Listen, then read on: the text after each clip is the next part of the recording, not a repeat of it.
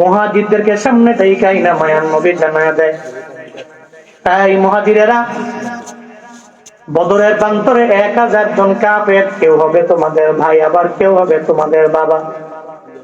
বদরের প্রান্তরে আসলো যুদ্ধ করার জন্য, যদি আমি নবী বলে যাইবা কিনা। মুহাজিররা জানায়া দেয়, পয়গম্বর আপনি বলার পরে আমরা যাব না, এমন হবে না গো নবী আমার। ও পয়গম্বর,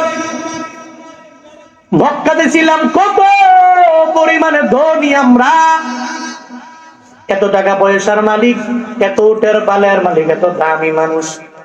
নবী আপনি যেদিন মদিনায় চলে যাবেন, আপনার মায়ে পড়ে গেল, মক্কায় থাকতে পারলাম না, সব সাইরা দিয়ে মদিনায় চলে আসলাম। নবী গো, এখানে আমাদের বাড়ি নাই, নবী আমাদের কিচ্ছু নাই, আপনার জন্য আমরা জীবনটা দিয়ে দিতে পারি। মুহাজিররা বললেন, আমার মায়া নবীর চিন্তার দুয়াশা অটোমেটিক খেতে গেল।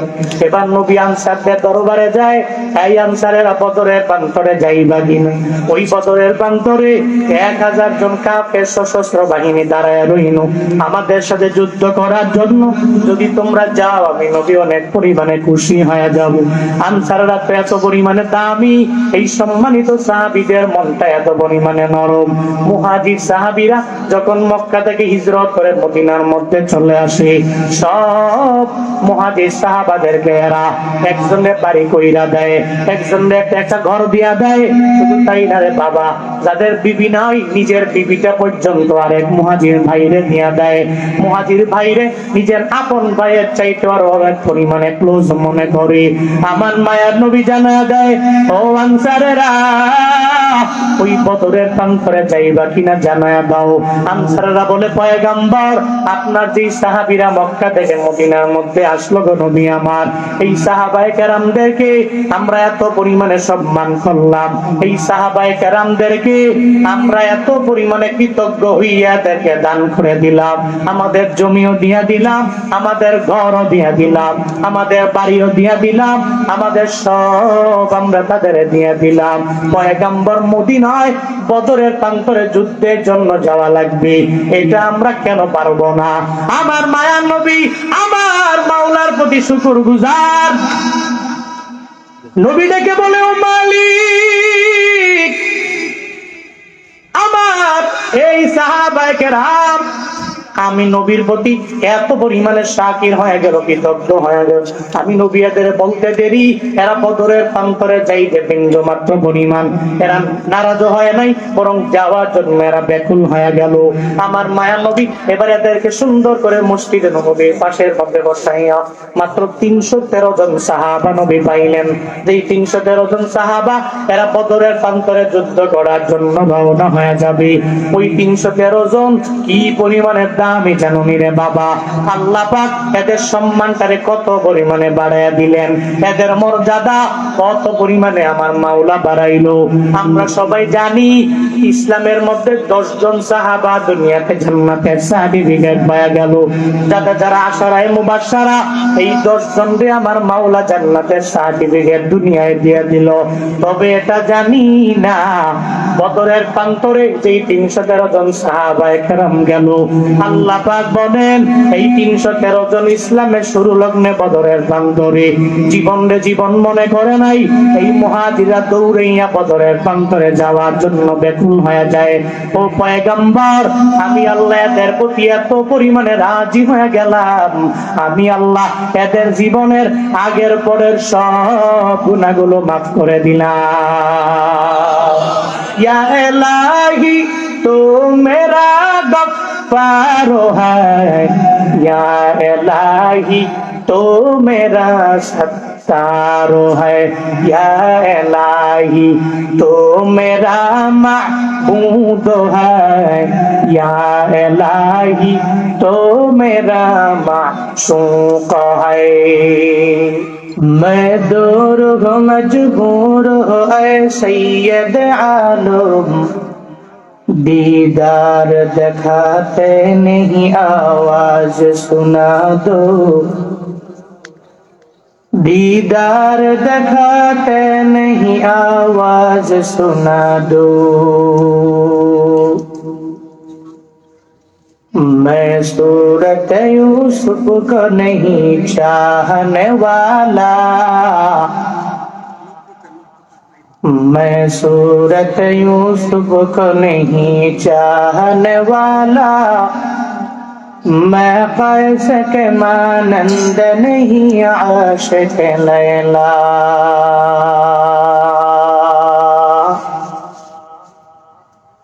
मैं कैस के मानंद नहीं आशिक लैला,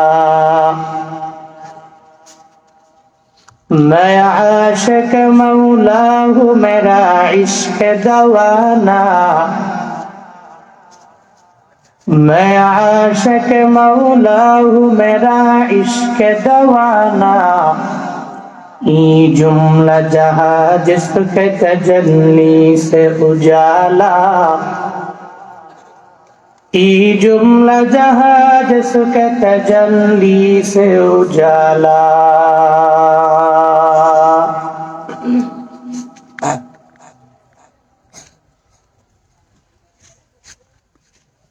পশ্চিম সিংহ বাইতুল আমান জামে মসজিদের উদ্যোগে আয়োজিত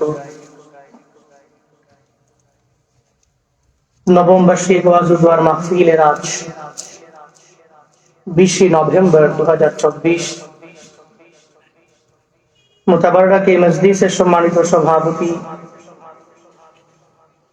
বাইতুল আমান জামে মসজিদের সম্মানিত সভাপতি আলহাজ মোহাম্মদ ইউনুস মিয়া সাহিব,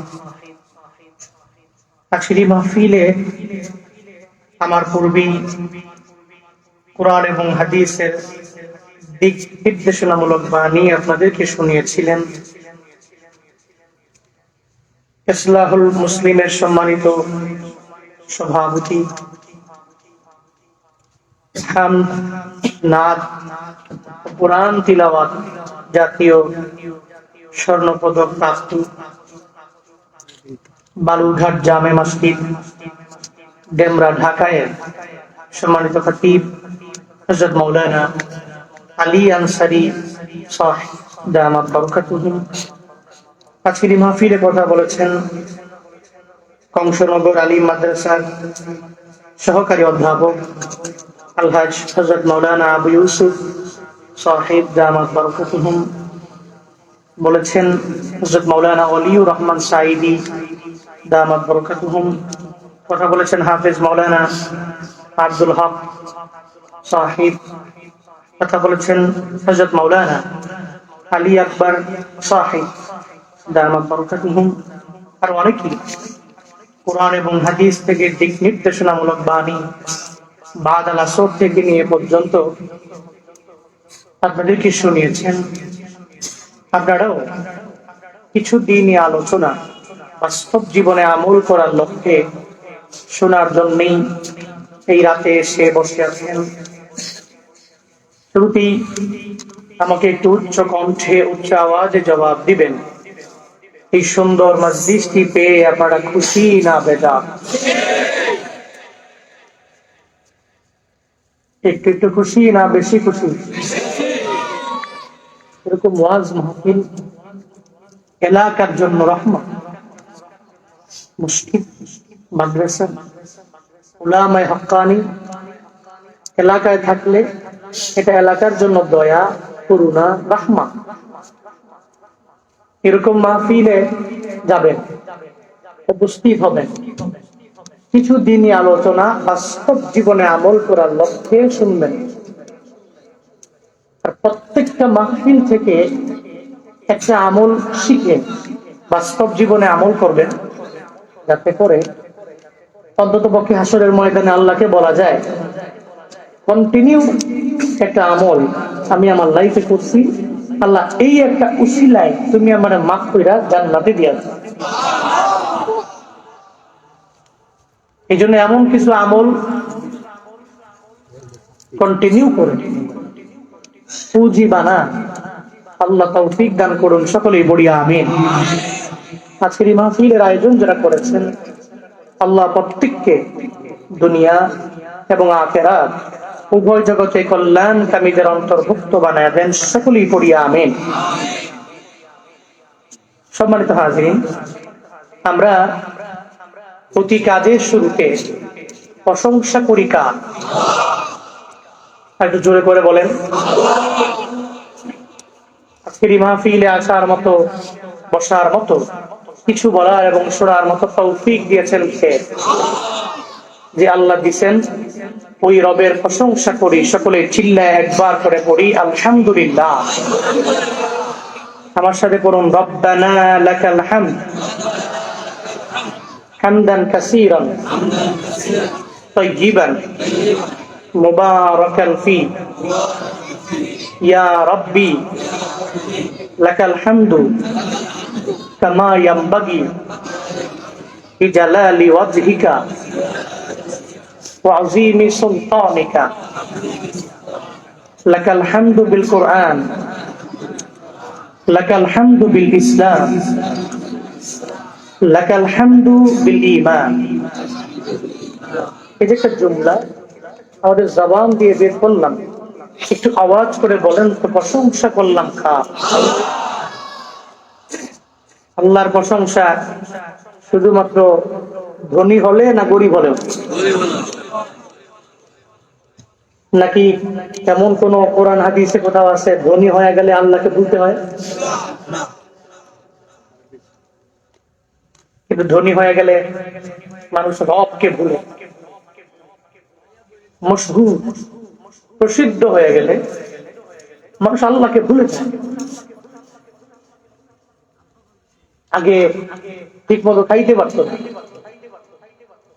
এখন আল্লাহ পাক তৌফিক দিচ্ছেন, সুন্দর খাইতে পারে। এমনকি আরো 10-12 জন 15 জন প্রতি বেলায় আইনা খাওয়াইলেও কমবে না।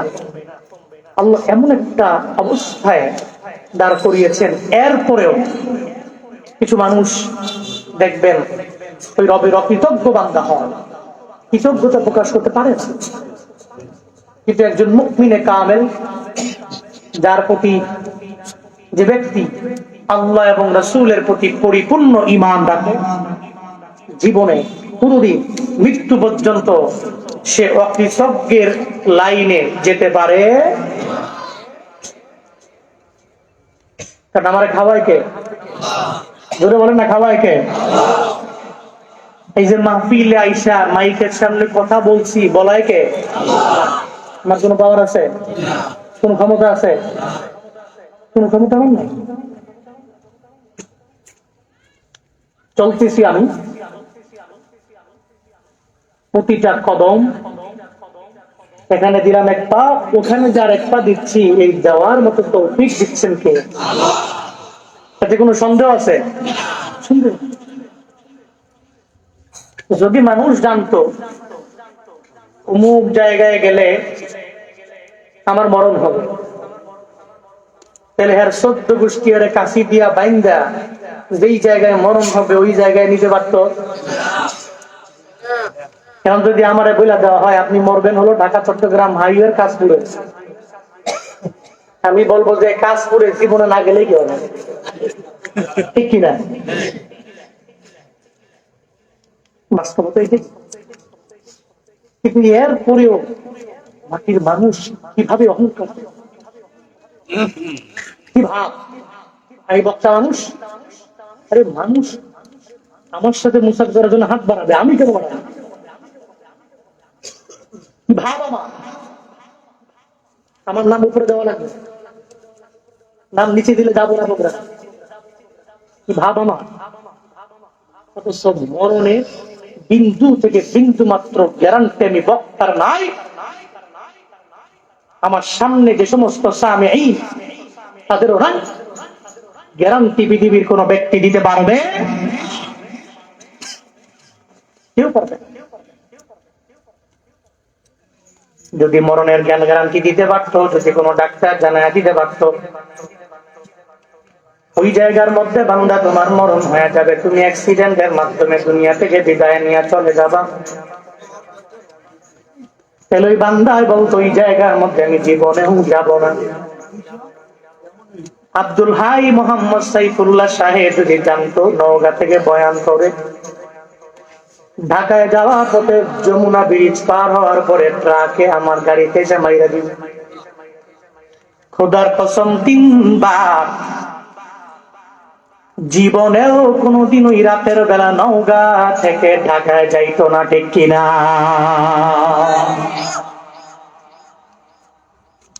কিন্তু এরপরে এই মানুষগুলো এগুলা থেকে শিক্ষা নিয়া একটু ভাব কমায় না, অহংকার কম করে না, হিংসা, রিয়া, ফাসাদ, কিবির এগুলো কম করে না, খালি করে মনে করে যে আমারই তো সব, আমারই তো বল, আমারই তো ক্ষমতা। আল্লাহ আমাদের সবাইকে সঠিক বুঝ দান করুক, সকলেই পড়িয়া আমিন। আরো জোরে পড়ি না আমিন? ভাই সব কথা একটু জোরে বলতে হবে। এই যে আগে যে পশ্চিম সিংহের ওই পাড়ায় মাহফিলে আসছিলাম, ওখানেও কিন্তু বলছি আমার নিয়মই হইল কথা একটু জোরে বলতে হবে। আমি জোরে বলতে পারি না, আপনারা জোরে বলবেন, কারণ প্রতিদিন আমরা করি মাহফিল, আপনারা করেন। স্বাভাবিক দৃষ্টিকোণ থেকে আপনারা আমাদের চাইতে অনেক পরিমাণে সবল, এই জন্য জোরে বললে আপনারাই বলবেন, আমি আস্তে বলবো, ঠিক আছে? পড়েন সুবহানাল্লাহ, পড়েন আলহামদুলিল্লাহ, আরো জোরে চিল্লায় একবার করে পড়েন আল্লাহু আকবার। কি গুনাহ হয়েছে নাকি? কষ্ট পেয়েছেন নাকি? আমি খুতবাতে লম্বা চড়া উপস্থাপনা না করে তিলাওয়াত করেছিলাম সূরাতুল মুজাদালার 22 নম্বর মানে শেষ একটি আয়াতে কারিমা। আল্লাহ পাক এই পুরো আয়াতটা একজন ব্যক্তিকে কেন্দ্র করে নাজিল করেছেন। কয়জন ব্যক্তি? কয়জন? একজন ব্যক্তি। আল্লাহ এটা জানিয়ে দিয়েছেন। ওই ব্যক্তি শুধু নয়, ওই ব্যক্তির পূর্ববর্তী এবং পরবর্তী কিয়ামত পর্যন্ত যত মানুষ আসবে এবং ওই ব্যক্তির গুণে গুণান্বিত হবে, এদেরই এগুলো গুণ হবে এবং এরাই আল্লাহর পক্ষ থেকে হাসরের ময়দানে জান্নাতটাকে অ্যাকসেপ্ট করে নিতে পারবে। তাহলে কয়জন ব্যক্তি? لا تجد قوما يؤمنون بالله واليوم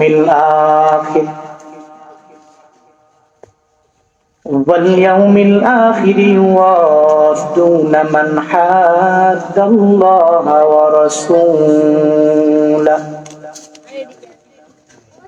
আল্লাহ বলেন ও পয়গম্বর, লা তাজিদ আপনি পাবেন না, কওমান ইউমিনুনা এমন কোন সম্প্রদায়ের আপনি পাবেন না,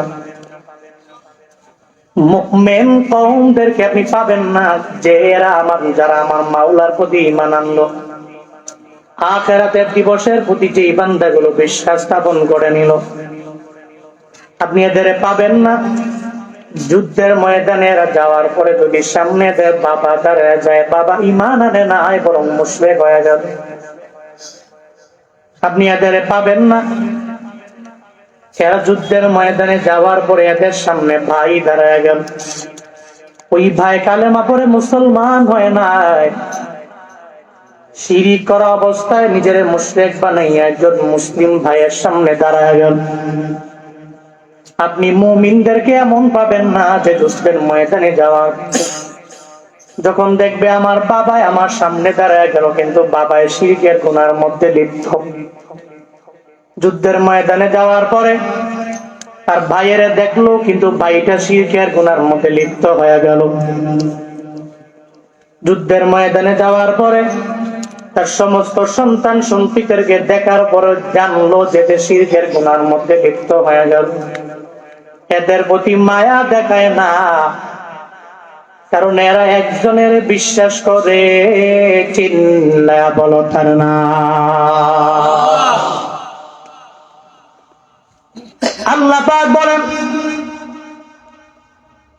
ও পয়গম্বর, আপনি এই কওমের পাবেন না যেই কওমের লোকেরা ঈমানদার হওয়ার পরে আল্লাহর প্রতি ঈমান আনলো, আখিরাতের দিবসের প্রতি ঈমান আনার পরে যুদ্ধের ময়দানে গেল, যা দেখলো বাবার সামনে দাঁড়ানো, ওই বাবার বিরুদ্ধে যুদ্ধ করার জন্য মাঠে নামার পরে তরবারি চালায় না, বাবার প্রতি মায়া ঢুকে যায়। আমি আল্লাহকে ওই যুদ্ধের ময়দানে যাওয়ার পরে পরিপূর্ণ ভুলে যায়। মুমিনেরা জীবনে এমন হবে না। আমার মায়ার নবী মক্কা থেকে মদিনার মধ্যে হিজরত করে আসলেন। যে সময় মদিনার মধ্যে নবী আসার পরে হিজরি ২য় সনের মধ্যে রাহমাতুল লিল আলামিনের উপরে রমজানের রোজা ফরজ হয়ে গেল। আল্লাহ পাক বলেন, ও পয়গম্বর, আপনার উম্মতের উপরে আমি রমজানের 30টা রোজা ফরজ বানায়া দিলাম। রোজা ফরজ হয়ে গেল। হঠাৎ করে যখন সাহাবায়ে কেরাম রোজা বেল পাইল, এখন সাহাবায়ে কেরামের মনের মধ্যে চিন্তা চলে আসলো, রোজা কেমনে রাখবো। হঠাৎ করে রোজা, জীবনেও কোনোদিন যেই বান্দাগুলো রোজা রাখে নাই, রোজা রাখার ব্যাপারে কোনো ধারণাও নাই, ওই মানুষগুলোর উপরে যখন রমজানের রোজা ফরজ হয়ে গেল, ওই রোজার সময়ে আল্লাহ পাক আমার নবীরে জানায়া দিলেন, পয়গম্বর আমার, আপনার উম্মতদের বলে দেন এরা আল্লাহকে খুশি করার জন্য রমজানে রোজা রাখবে। কুতিবা আলাইকুমুস সিয়াম কামা কুতিবা আলাল্লাযিনা মিন ক্বাবলিকুম, এদের উপরে রোজা ফরজ করে দেওয়া হলো যেমন ভাবে তাদের পূর্ববর্তী গণদের উপরে আমি মাওলা রোজা ফরজ বানায়া দিলাম। আল্লাহ পাক রমজানের রোজা ফরজ বানায়া দিলেন। এই রমজানের সময় হঠাৎ করে মক্কা থেকে 1000 জন কুরাইশের বিখ্যাত কুখ্যাত ফেরেরা যখন চলে আসলো মদিনায়। মদিনায় আসার পরে মদিনা থেকে 70 মাইল দূরে বদর প্রান্তর নামক জায়গার মধ্যে আইসা ওই জায়গায় সুন্দর একটা উপযোগী জায়গা নিয়ে আমার নবীর দরবারে চিঠি পাঠায়া দেয়, ও মুহাম্মদ, আয় মক্কা থেকে মদিনার মধ্যে আসলা কালিমার দাওয়াত দেওয়ার জন্য, আজকে যুদ্ধ করার জন্য তোমার সঙ্গে আমরা বদরের প্রান্তরে চলে আসলাম। অনেকটা পায়ের মধ্যে পাড়া দিয়া ঝগড়া করার মতো অবস্থা হয়ে গেল। আমার নবীর কাছে চিঠি পাঠাইলো, বলে আমরা 1000 জন তোমার সাথে যুদ্ধ করার জন্য চলে আসলাম। ও মুহাম্মদ, আয় তোমার যত সাহাবা আছে সব নিয়ে আসতে পারো। যুদ্ধের ময়দানে তুমি চাইলে আমাদের সাথে যুদ্ধের ময়দানে যুদ্ধ করতে পারো। আমার মায়ার নবী এই কথা শোনার পরে, চিঠি পাওয়ার পরে নবী যখন চিন্তায় পড়ে গেল, টেনশনে পড়ে গেল, আমার মায়ার নবীর মনের মধ্যে চিন্তা হলো, 1 নম্বরে এই যে মুহাজিররা এরা মক্কা ছাড়িয়া যখন মদিনার মধ্যে আসলেন, মক্কাতে এরা অনেক পরিমাণে ধনী, আল্লাহ পাক এদের সম্মান মক্কার মধ্যে কম দেন নাই, মর্যাদাও কম বাড়ান নাই, আল্লাহ এদের ধন দৌলতের মানটাও কম দেন নাই। যেই মুহাজিরেরা আমার মায়ার নবীর ডাকে মক্কা থেকে মদিনে আসলেন, এরা এত পরিমাণে দামি আর ধনী হয়ে গেল রে বাবা। ওই মক্কাতে এদের টাকা পয়সার এমন পরিমাণে ছিল, মুফাসসিরিনে কেরামগণ জানায়া দেয়, মক্কা থেকে যারা মদিনে আসলো ওই সমস্ত মুহাজিরেরা দিনে একটা পাঞ্জাবি পরলে আর পরের দিন আর পরে নাই, একটা পাঞ্জাবি পরলো মৃত্যু পর্যন্ত, আর কোন পাঞ্জাবি আর এটা পরে নাই, ফালায়া দিল। এমন ধনী ধনী সাহাবা আমার মদিনাওয়ালা নবীর মায়ায় মক্কা থেকে মদিনার মধ্যে চলে আসে। মায়ার নবীর মনে বড় চিন্তা, নবী টেনশনের মধ্যে পড়ে গেলেন। বলে এই মুহাজিরদেরকে যদি আমি বলি এই জায়গা থেকে বদরের প্রান্তরে যুদ্ধ করার জন্য যাওয়া লাগবে, ওই বদরের প্রান্তরে সব হলো এদের বাবা, আর না হয় এদের হবে ভাই, আর না হয় এদের সন্তানেরা হবে, দেখা যাবে এরা যুদ্ধের ময়দানের সামনে দাঁড়ায় গেল। আমার মায়া নবী তখন চিন্তায় পড়ে যায়, নবী টেনশনের মধ্যে পড়ে গেল। সাহাবায়ে কেরামকে বলার পরে যদি মুহাজিররা জানায় দেয়, নবী না না, বদরের প্রান্তরে যাওয়া যাবে না, কারণ সামনে যাওয়ার পরে দেখবো আমাদের বাবা, আর না হয় আমাদের ভাই, আর না হয় আমাদের সন্তানেরা সামনে দাঁড়ায় গেল, ওই সময় যুদ্ধ করতে পারবো না। আল্লাহ আমার সাহাবায়ে কেরামদের প্রতি রাগান্বিত হয়ে যাবে, ক্রোধান্বিত হয়ে যাবে, আমার সব সাহাবায়ে কেরাম পরিপূর্ণ ধ্বংস হয়ে যাবে। আমার মায়ার নবী এই চিন্তা করে, হযরতে মূসা নবীর উম্মতদের কথা চিন্তা করে, যেই মূসা নবীর উম্মতেরা এরা সিরিয়াতে টানা 400 বছর ফেরাউনের ওই জুলুমের শিকার হয়ে যখন মিশরে চলে গেল, হযরতে মূসা পয়গম্বর বনি ইসরাইলের দলগুলো নিয়ে নীল নীল নদে যাওয়ার পরে আপনারা সবাই জানেন আল্লাহ পাক 12টা রাস্তা বানায় দিল। ওই 12টা রাস্তা পার হইয়া এরা ফেরাউনের কবল থেকে বেঁচে গেল। ফেরাউন দুনিয়া থেকে বিদায় নিল। আল্লাহ ওই জালেমরে বিদায় করলো। এরা চলে গেল মিশরের ময়দানে। ওই জায়গার মধ্যে যাওয়ার পরে এদের সম্মান আল্লাহ বাড়ায় দিলেন। ওই জায়গায় খাবার নাই, আল্লাহ পাক মান্না এবং সালওয়া আসমানি খাবার এদের জন্য দিয়ে দিলেন। বনি ইসরাইলের মানে মুসা নবীর উম্মত, এদেরকে আমার মাওলা জীবনে কম নিয়ামত দেয় নাই। আল্লাহ একদিন ডেকে বলে, ও মুসা পয়গম্বর, আপনার উম্মতদের জানায়া দেন, আপনার উম্মতেরা মানে বনি ইসরাইলের আমি আল্লাহ সিরিয়া নামক জায়গাটা দিয়া দিবার চাই। ওই সিরিয়ার ময়দানটা আমি এদের দিয়া দিব, এরা যুদ্ধের ময়দানে যাবে। ওই সিরিয়াটাকে দখল করে আপনার বনি ইসরাইলরা পেয়ে যাবে। আপনি এদের বলেন না একটু যুদ্ধের ময়দানে যাওয়ার জন্য, আপনি এদের বলেন। হযরতে মূসা নবীকে এই কথা বলার পরে এবার বনি ইসরাইলকে বলে, এই আমার উম্মতেরা, আল্লাহ পাক বলেছেন সিরিয়ার ময়দানে যায় যদি যুদ্ধের ময়দানে নিজের একটু হাজির বানাইতে পারো, যদি ওই জায়গায় যাইয়া একটু যুদ্ধের ময়দানে ঝাঁপায়া পড়তে পারো, অটোমেটিক তোমাদেরকে জয় দিবে একজন, চিল্লায়া বলো তার নাম। এই জয় করবে, জোরে বলো না কে? আল্লাহ জয় করবে। এবার মুসা নবীর আদেশ দিলাই, তোমার উম্মতের বলো এরা যাতে করে সিরিয়া যায়, একটু যুদ্ধের ময়দানে যুদ্ধ করা লাগবে না, যাবে আমি আল্লাহ এদেরকে জয়ী বানায় দেব। তাহলে মনের মধ্যে যদি প্রশ্ন জাগে, হুজুর কেমনে কি? তাহলে এমনি তো জয়ী ঘোষণা করে দিলেই তো। যুদ্ধের ময়দানে যাবে কেন? যুদ্ধের ময়দানে যাওয়ার প্রয়োজনটা কেন? যুদ্ধের ময়দানে যাওয়ার প্রয়োজন হলো এই কারণে, যদি কেউ পরিশ্রম করে কিছু উপার্জন না করে, পরিশ্রম সারা যদি করে, এটার কদর করে না, ঠিক কিনা? এখানে যারা আছেন জীবনের প্রথম মাসের প্রথম চাকরির বেতনটা যখন পাইছেন, পুরি বাপরে বাপ, এটা ভাঙ্গেই না, খালি পকেটে ঢুকে রাখে। ওই টাকা আমার কাছে অনেক দামি, এই টাকা আমার কাছে অনেক অনেক ইম্পর্টেন্ট, কারণ অনেক পরিশ্রম করার পরে টানা 25 বছর পড়াশোনা করলাম, এরপরে জব পেলাম, এরপরে জব থেকে আমি 1 মাস পরে বেতনটা উঠাইলাম, এই দেখবেন এই বেতনটা ভাঙ্গে না। এক কথায় পরিশ্রম করে এই বান্দা সফলতা অর্জন করে, ওই সফলতাকে সে ধরে রাখতে পারে এবং এটাকে কদর করতে জানে। আল্লাহ পাক চাইলেই বনি ইসরাইলের উম্মতদেরকে আল্লাহ পাক বলতে পারতেন, না তুই যাওয়ার দরকার নাই, না গিয়ে সিরিয়া জয় হয়ে যাবে, কিন্তু না, আল্লাহ পাক বলেন না, সিরিয়ায় যাওয়া লাগবে, যুদ্ধের ময়দানে হাজির হওয়া লাগবে, বাদ বাকি যা করার আমি রব করব, সিরিয়াটা আমি আল্লাহ এদের কাছে হ্যান্ড ওভার করে দিয়ে দিব।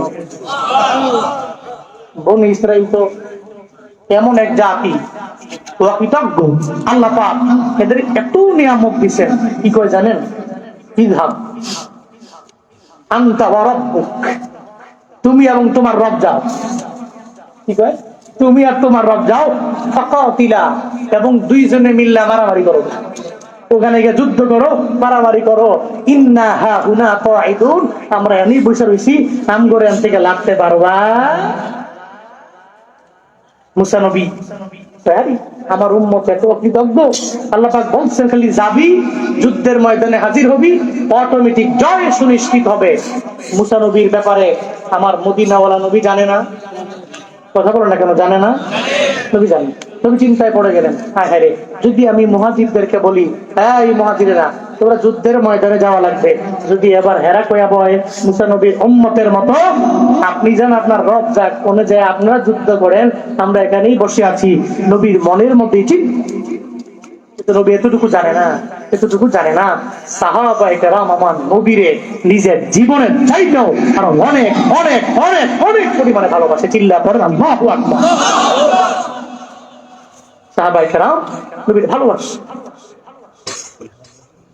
মায়ান নবী চিন্তার মধ্যে পড়ে গেল, মুহাজিরদেরকে সামনে দেখাই না, মায়ান নবী জানায়া দেয়, এই মুহাজিরেরা, বদরের প্রান্তরে 1000 জন কাফের, কেউ হবে তোমাদের ভাই, আবার কেউ হবে তোমাদের বাবা। বদরের প্রান্তরে আসলো যুদ্ধ করার জন্য, যদি আমি নবী বলে যাইবা কিনা?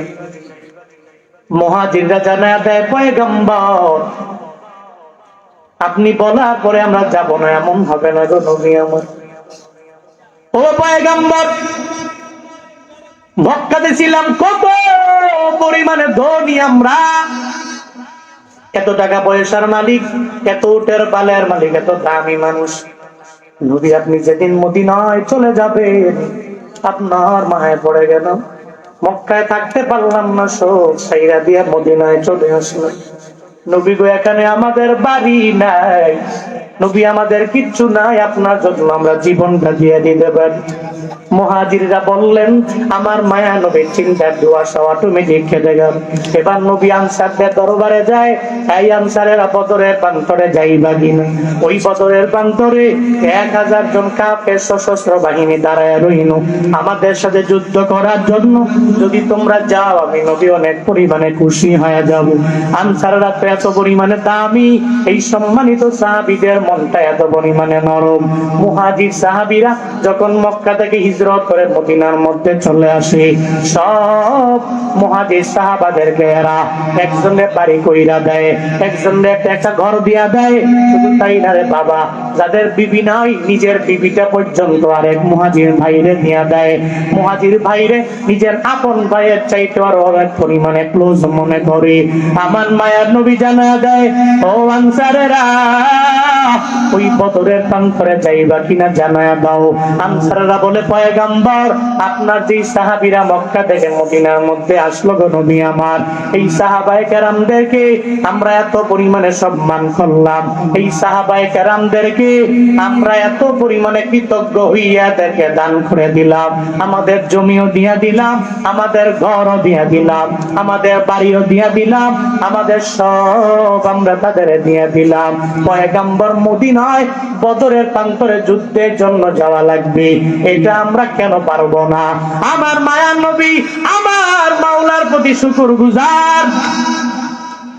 নবী ডেকে বলে, ও মালিক, আমার এই সাহাবায়ে কেরাম আমি নবীর প্রতি এত পরিমাণে শাকির হয়ে গেল, কৃতজ্ঞ হয়ে গেল, আমি নবী এদের বলতে দেরি এরা বদরের প্রান্তরে যাইতে বিন্দু মাত্র পরিমাণ এরা নারাজ হয় নাই, বরং যাওয়ার জন্য এরা ব্যাকুল হয়ে গেল।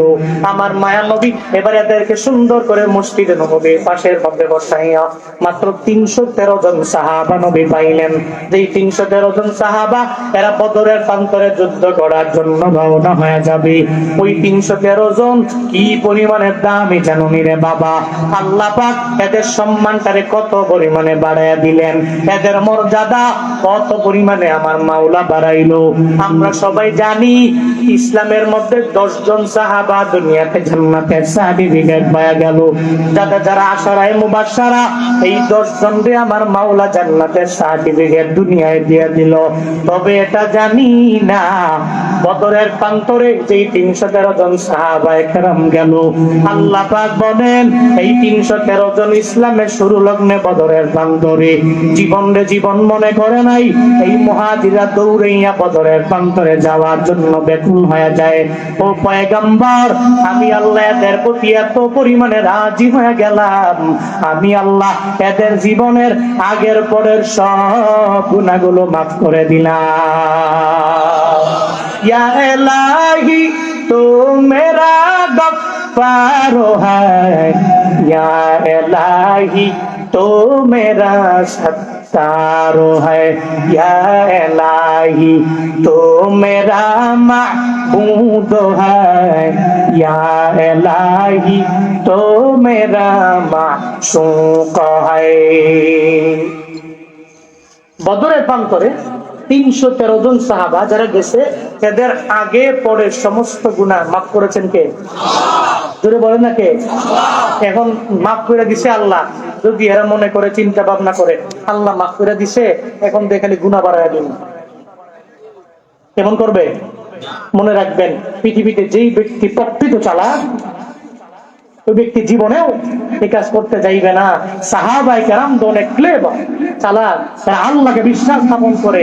এরা যখনই শুনছে জীবনের সমস্ত গুনাহগুলো আল্লাহ পাক মাফ করে দিছে, এদের ঈমানটা এরা আল্লাহর প্রতি আরো অনেক পরিমাণে বাড়ায়া দিয়েছে। ক্লাস টিচার যদি কোন স্টুডেন্টকে বলে, এই তুমি খুব ভালো ছেলে, তুমি আসলেও খুব ভালো ছেলে, এখন যদি মনে করে আমার ভালো ছেলে কইছে, তাহলে কালকে থেকে যত বেয়াদবি আছে সব করবি। তাহলে 3 দিন পরে আবার ওই ক্লাস টিচারদেরকে বলবে, আরে বলবে তুমি ভালো ছিলা, তুমি নষ্ট হয়ে গেছো, ঠিক কিনা? কিন্তু যদি চালাক ছাত্র হয়, সে মনে করবে আমার ক্লাস টিচার আমাকে ক্লাসে বলেছে তুমি খুব ভালো ছেলে, তুমি ভদ্র ছেলে, শুধুমাত্র আমার ক্লাসেই স্যার আমাকে ভদ্র বলছে এমন নয়, মৃত্যু পর্যন্ত স্যার যতদিন পর্যন্ত আমার দেখবে, যাতে করে এই টেকটা আমার নামের পাশে থাকে, স্যার যাতে দেখলেই বলতে পারে এই ছেলেটা, অমুক ছেলেটা, অমুক ছাত্রটা অনেক ভালো। এটাই চালাকির পরিচয়। স্বাভাবিক দুনিয়ার নিয়মই হলো এটা, যে ব্যক্তি সম্মান বেশি পায় ও তত বিনয়ী হবে, তার মর্যাদা যত বেশি হবে ও তত বিনয়ী হবে। সম্মান বেশি, বিনয়টাও অনেক অনেক অনেক পরিমাণে বেশি হবে। আচ্ছা, নবীর জীবনে কোনো গুনাহ ছিল? কথা বলেন। আমাদের নবীর জিন্দেগিতে কোনো গুনাহ আছে? উনি মাসুম, উনি নিষ্পাপ। ঘোষণা দিয়েছেন কে? বলেছেন কে? আল আম্বিয়া ওয়া মাসুমুন। দুনিয়ার সমস্ত নবীরা নিষ্পাপ, এদের জিন্দেগিতে বিন্দু থেকে বিন্দু মাত্র পরিমাণ কোনো গুনাহ নাই। এরপরেও নবী তাওবা করেছেন কেন? ডেইলি 100 বার। কয়শো বার? কয়শো বার?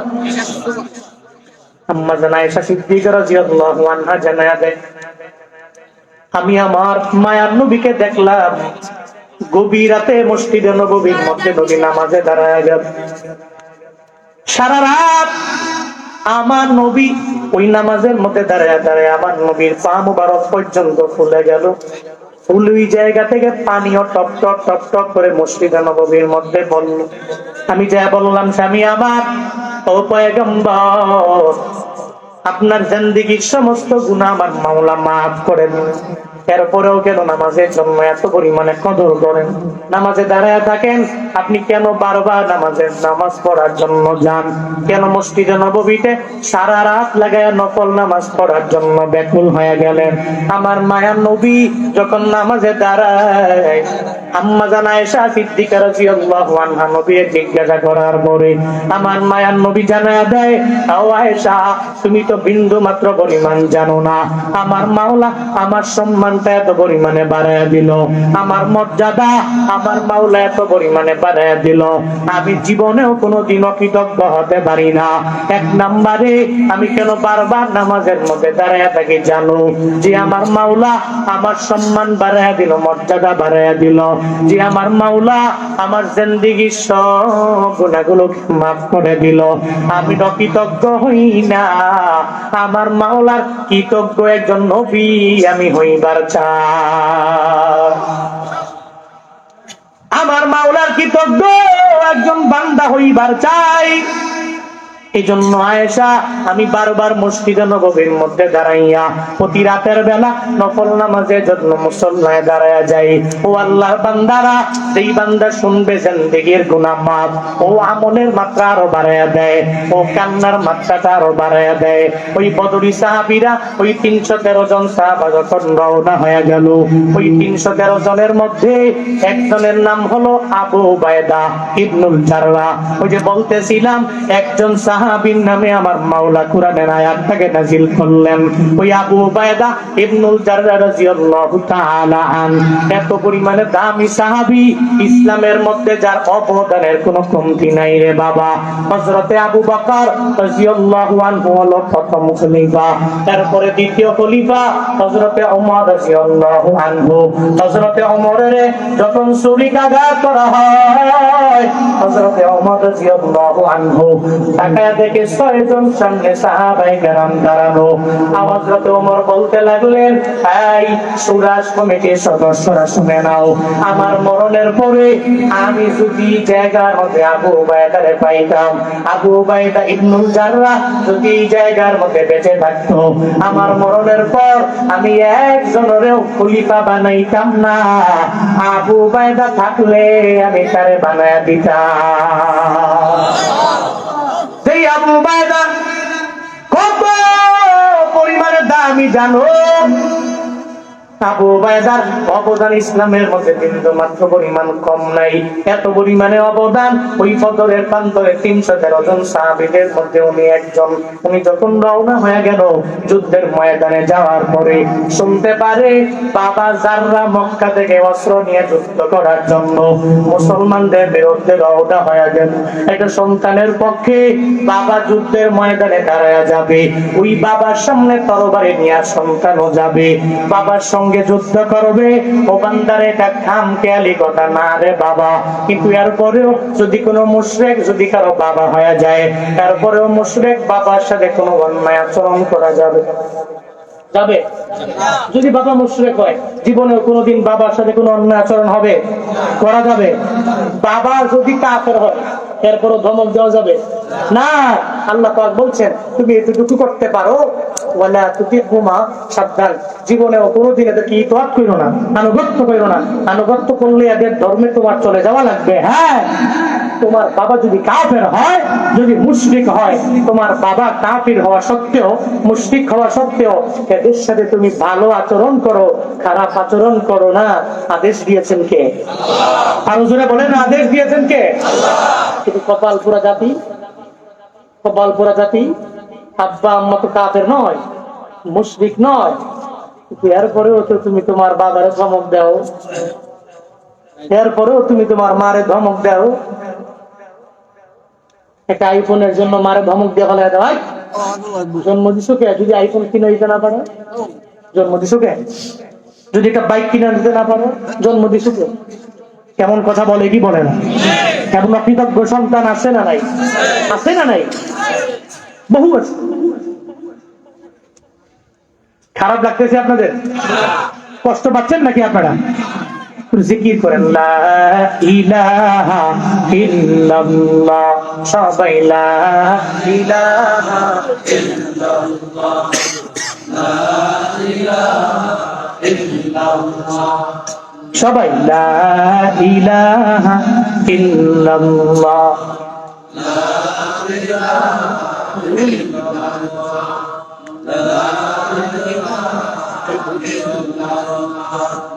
লা ইলাহা ইল্লাল্লাহ, লা ইলাহা ইল্লাল্লাহ, লা ইলাহা ইল্লাল্লাহ, লা ইলাহা ইল্লাল্লাহ, লা ইলাহা ইল্লাল্লাহ, লা ইলাহা ইল্লাল্লাহ, সিজদা করব না গায়রুল্লাহ, সিজদা করব এক আল্লাহ, সিজদা করব না গায়রুল্লাহ, সিজদা করব এক আল্লাহ, লা ইলাহা ইল্লাল্লাহ, লা ইলাহা ইল্লাল্লাহ, লা ইলাহা ইল্লাল্লাহ, লা ইলাহা ইল্লাল্লাহ, লা ইলাহা ইল্লাল্লাহ, লা ইলাহা ইল্লাল্লাহ, ইলাহা ইল্লাল্লাহ, লা ইলাহা ইল্লাল্লাহ, আল্লাহ পাক জানায়া দিলেন যদি তোমার মা বাবা বেঈমান হয়ে যায়, এরপরেও মা বাবার সাথে অন্যায় করা যাবে না। ওই মা বাবাকে ইতাআত তুমি করবা না, আনুগত্য করবা না, ইত্তেবাও করবা না, তবে এদের সাথে খারাপ ব্যবহার করা যাবে না। কপাল পোড়া যুবকেরা এমন হয়ে যায়, হঠাৎ করে 30 বছর বয়স হয়ে গেলে বাবা মায়ের ধরে একটা বিয়ে করে দিল, বউ একটা ঘরের মধ্যে আনলো, এখন আর মায়ের মা বলে ডাক দেয় না, বাবারে বাবা বলে ডাকে না, কেন যেন মনে হয়ে গেল বলে আমার পরিবার গঠন হয়ে গেল। কপাল পোড়া তখন মায়ের দুনিয়ার সব ত্যাগের কথা ভুলে গেল, বাবার সব ত্যাগের কথা ভুলে যায়। এমন কপাল পূর্ণেওয়ালা ইয়াং যুবক আমার এলাকাছে না।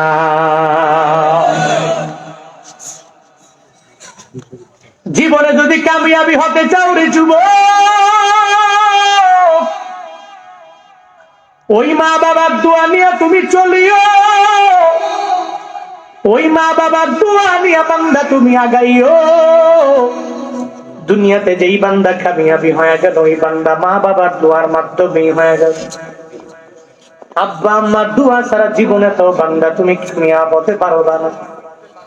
জুনায়েদ আল হাবিবের দিকে দেখো না, পুরো দেশের মধ্যে কেমনে গইরা বয়ান করি, বয়স অনেক বেশি বান্দা এমন না। আপনার ছেলের মতো বয়স, আপনার নাতির মতো বয়স, এই ইয়াংদের বয়সের মতো বয়স বাবা, এরপরেও কেমনে দৌড়াই। বয়ানও করি, ইলমের পাওয়ার নাই, আমলের পাওয়ার নাই, হিলমের পাওয়ার নাই। কেউ যদি আমার জিজ্ঞাসা করে হুজুর কেমনে দৌড়ান, গতকাল নওগাঁয় নজিপুরে ছিলাম, আজকে কুমিল্লায়, কালকে আবার কুমিল্লায়, পরের দিন সিলেটে, আবার দৌড়ে যাব। বান্দারে অক্টোবরের শুরু থেকে রমজান পর্যন্ত এভাবে কেমনে দৌড়ে। বাংলাদেশের সব বক্তারের সামনে আইনা যদি জিগায়া দাও কেমনে সম্ভব হয়ে গেল, দেখবেন সঙ্গে সঙ্গে জানায় দিবে আমার কোনো পাওয়ার নাই, আমার মাওলার দয়া, সব আমার মা বাবার দোয়া। আমিও বলি আমার পাওয়ার নাই, সব আমার মাওলার দয়া। আর আমার মা বাবার দোয়ার বদৌলতে আমি বিভিন্ন জেলায় জেলায় দৌড়াই, বয়ানও করতে পারি। ও বান্দারা, এই জন্য তো বারবার তোমাদের আবদার জানাই, জীবনে যদি একটু সফল হও এইবার চাও রে বাবা, জীবনেও কোনোদিন মা বাবার মনের মধ্যে আঘাত দিও না। আমি প্রায় জায়গায় গেলে বলি, এই যে কাবা শরীফের একজন বড় ইমাম আছে আব্দুর রহমান সুদাইসি, জানেন না? কাবার ইমাম হয়ে গেছে, ওনার মায়ের দোয়ার বদৌলতে আল্লাহ ওনারে কাবার বড় ইমাম বানায়া দিল। কেমনে কি? হঠাৎ সাংবাদিকেরা জিজ্ঞাসা করে, এই কাবার ইমাম টানা 38 বছর একটানা কাবার ইমাম কেমনে হয়ে গেলেন? আপনি এত বড় লিডার, এবং কাবাতে কোন ইমাম যদি নিযুক্ত করে আপনার দরবারে আসে, আপনি অনুমতি দিলে নিযুক্ত হবে, যদি অনুমতি না দেন তারে বাটায়া দেওয়া হবে। কেন এত সম্মান, কেন এত মর্যাদা? কাবার ইমাম জানায়া দেয়, ও সাংবাদিকেরা, আমার ইলমের পাওয়ারে না, আমার আমলের পাওয়ারে না, সব হলো আমার মায়ের দোয়া। আল্লাহ পাক আমার মায়ের দোয়ার বদৌলতে আমারে কাবার বড় ইমাম বানায়া দিয়েছে। ছোটবেলায় আমার মা উমরা করার জন্য যখন বাইতুল্লাহর মধ্যে আমাকে সঙ্গে করে নিয়ে আসলেন, আমি অনেক ছোট মানুষ, কাবার পবিত্রতা বজায় রাখতে চলতে পারবো না। এই কারণে যখন আমাকে এক সাইডে মা নিয়ে রেখে দেয়, মাথা ফেলে এক সাইডে রেখে রেখে মা একা একা ঘুরে ঘুরে তাওয়াফের জন্য রেডি হয়ে গেল। 2টা চক্কর দেওয়ার পরে সন্তান আগের জায়গায় আছে কি নাই চেক করার জন্য যখন মায়ে যায়, যাওয়ার পরে তাকায়া দেখে সন্তান নাই। একটা মা হইয়া সন্তানের যদি ওই মাথাতে হারায়া ফেল, যেখানে মানুষগুলো তাওয়াফ করে, লক্ষ লক্ষ মানুষ তাওয়াফের জন্য ব্যাকুল হয়ে যায়, ওই জায়গায় হারায় গেলে কিন্তু আমার ছোট্ট বাচ্চাটারে আমি খুঁজে পাবো?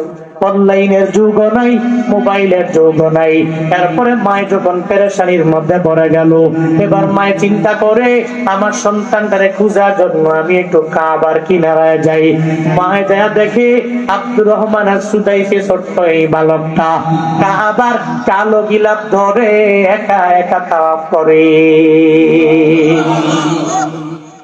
মা যারা বলে, সন্তান আমার, তুমি ছোট মানুষ, এই কাবা বড় দামি ঘর, এই ঘরের সম্মান তুমি বজায় রাখতে পারবা না, এর পবিত্রতা বজায় রাখতে পারবা না।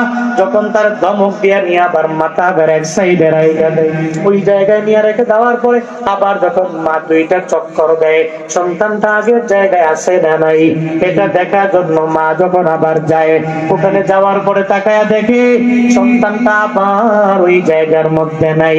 মার আর বসতে বাকি নাই, আব্দুর রহমান একা একা তাওয়াফ করার জন্য পাগল হয়ে গেল। মা দয়া দেখে আব্দুর রহমান একা একা তাওয়াফ করে, ধমক দেয়, এই আব্দুর রহমান, এই কাবা বড় দামি ঘর, কেন তুমি বারবার আসো? বারবার জিয়ারা করার জন্য, তাওয়াফ করার জন্য কেন ব্যাকুল হয়ে যাও? কাবার ইমাম জানায় দেয়, ও মা আমার, দুনিয়াতে কত ঘর আমি দেখলাম গো মা, কিন্তু এই বাইতুল্লাহর মতো এত সুন্দর ঘর আমি কোথাও পাই নাই গো মা। এই বাইতুল্লাহ আমি দেখছি, এই বাইতুল্লাহ দেখার পরে আমার মনটা বড় পাগল হয়ে গেল। কোন ঘরের প্রতি এত মায়া জাগে না, কিন্তু এই কাবার প্রতি এত পরিমাণে আমার মায়া জাগে। কেন জাগবে না রে বাবা? দেখো না এখনো বাইতুল্লাহ যাওয়ার জন্য উম্মতেরা কি পরিমাণে পাগল। বাবা এলাকার মধ্যে কেউ যদি উমরায় যায়, আর উমরায় যাওয়ার সময় যদি বলে যে ঢাকা টু জেদ্দা দোয়া করবেন যাতে আল্লাহ উমরাটাকে কবুল কইরা নেয়, ফেসবুকের কমেন্টে এসে বলে দোয়া করবা যাতে করে আমার মাওলা আমারে লয়া যায়, আমারে মক্কায় নেয়, আল্লাহ যাতে করে আমারে মদিনায় লয়া যায়। ও আল্লাহর বান্দারা, ওই মক্কায় যাওয়ার জন্য কেন পাগল হবে না? আমার মায়ার নবী বলেছে, আমার কোন উম্মত যদি বাইতুল্লাহর কালো গিলাপ জীবনের প্রথমবার দেখে, আর দেখার পরে যদি তার জিন্দেগীর সমস্ত মনের নেক আশা যদি রবের দরবারে বলে, বলতে দেরি হয়ে যাবে, আমার মাওলা তার মনের নেক আশা কবুল করতে দেরি করবে না। বাইতুল্লাহ দেখার পরে যদি কেউ জীবনের প্রথম দোয়া করে, ওই দোয়া কবুল করবে কে? আল্লাহ। আরো জোরে বলেন না কে? আল্লাহ। ওই বাইতুল্লাহ যাইতে মন চায় কার কার? দুহাত তুলে আল্লাহকে দেখায় দিচ্ছে, আল্লাহ জীবনে একবার হলেও বাইতুল্লাহর মেহমান, মসজিদে নববী রওজা শরীফের একজন জিয়ারতকারী বান্দা আমাদেরকে আপনি বানায়েন। সকলেই চিল্লা সমস্যারে পড়ি আমিন, আরো জোরে পড়ি আমিন। বড় আশা ছিল যাব মদিনায়, মনে বড় আশা ছিল যাব মদিনায়। সবাই মনে বড়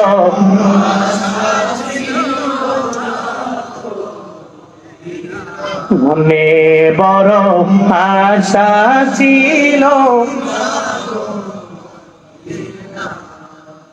সালাম আমি করব গিয়ে, সালাম আমি করব গিয়ে নবীর যায়, মনে বড় যাব মনে বড়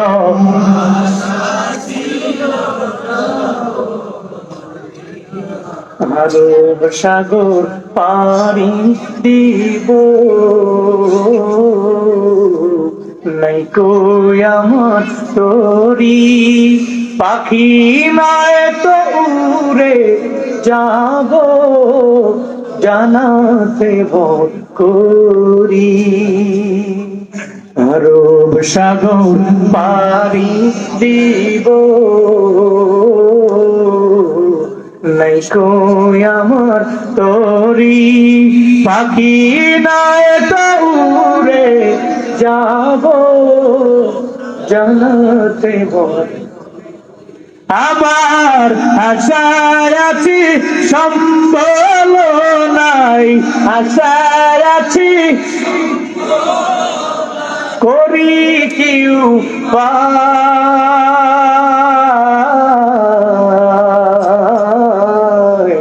মনে বড় আশা ছিল,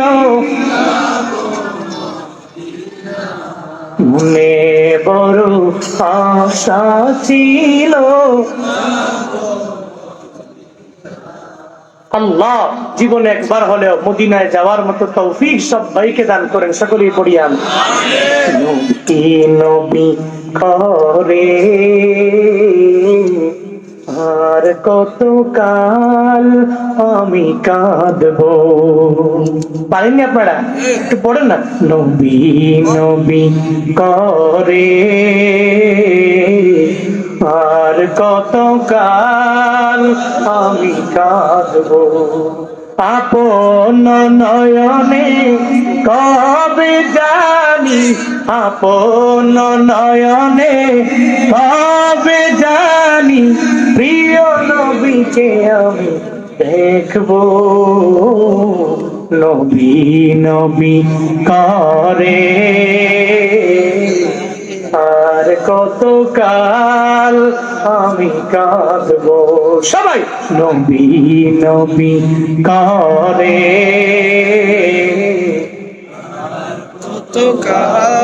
আমি কাঁদবো। এই কান্দনে কবে জানি হবে সমাধি।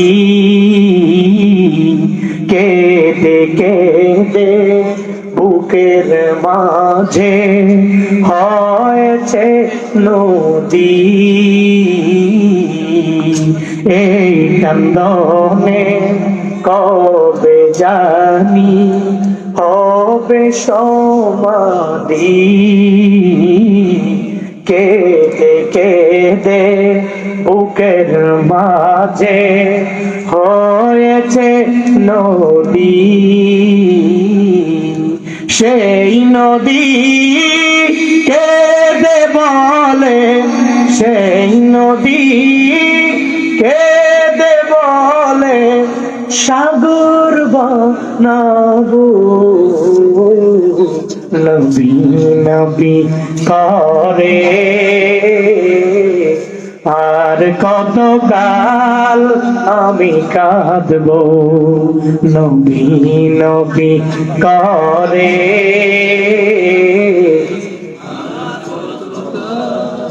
আমি কাঁদবো।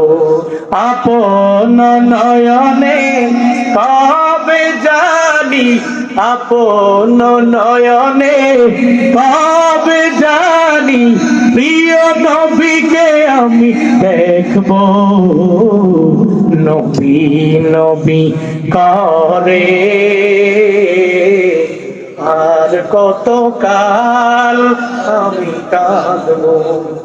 নবী নবী করে আর কত কাল।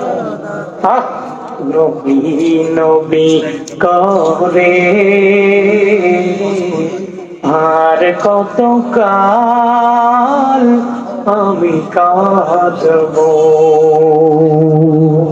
আল্লাহ হাসরের ময়দানে দুনিয়া যদি না দেখাও, জান্নাতের মাজিদ নামক জায়গায় যে মাহফিল হবে, ওই মাহফিলে নবীর কণ্ঠ মোবারকে সূরা ইয়াসিন শোনার মতো তৌফিক প্রত্যেকটা উম্মতকে তুমি দান করো। চিল্লায়া পড়ে না আমিন। আব্দুর রহমান সুদাইসি মায়ের জানায় দেয়, মা আমার দুনিয়াতে যত ঘর আমি দেখলাম, কোন ঘর আমার দেখলে ভালো লাগে না। বাইতুল্লাহ যত দেখি বড় মায়া লাগে, বড় মজা লাগে। মা জানায় দেয়, ও আব্দুর রহমান, এই বাইতুল্লাহ দেখলেই ভালো লাগে, দেখলেই কি বড় মজা লাগে? বলে হ্যাঁ, বড় মজা লাগে। মার মনের মধ্যে একটা কথা আমার মাওলা ঢুকাইয়া দিল, মার মনের মধ্যে একটা দোয়া চলে আসলে। ছোট্টই বালক যেহেতু বাইতুল্লাহর বড় প্রেমী হয়ে যায়, মা যখন দোয়া করে আমার মাওলা কবুল করে নেয়।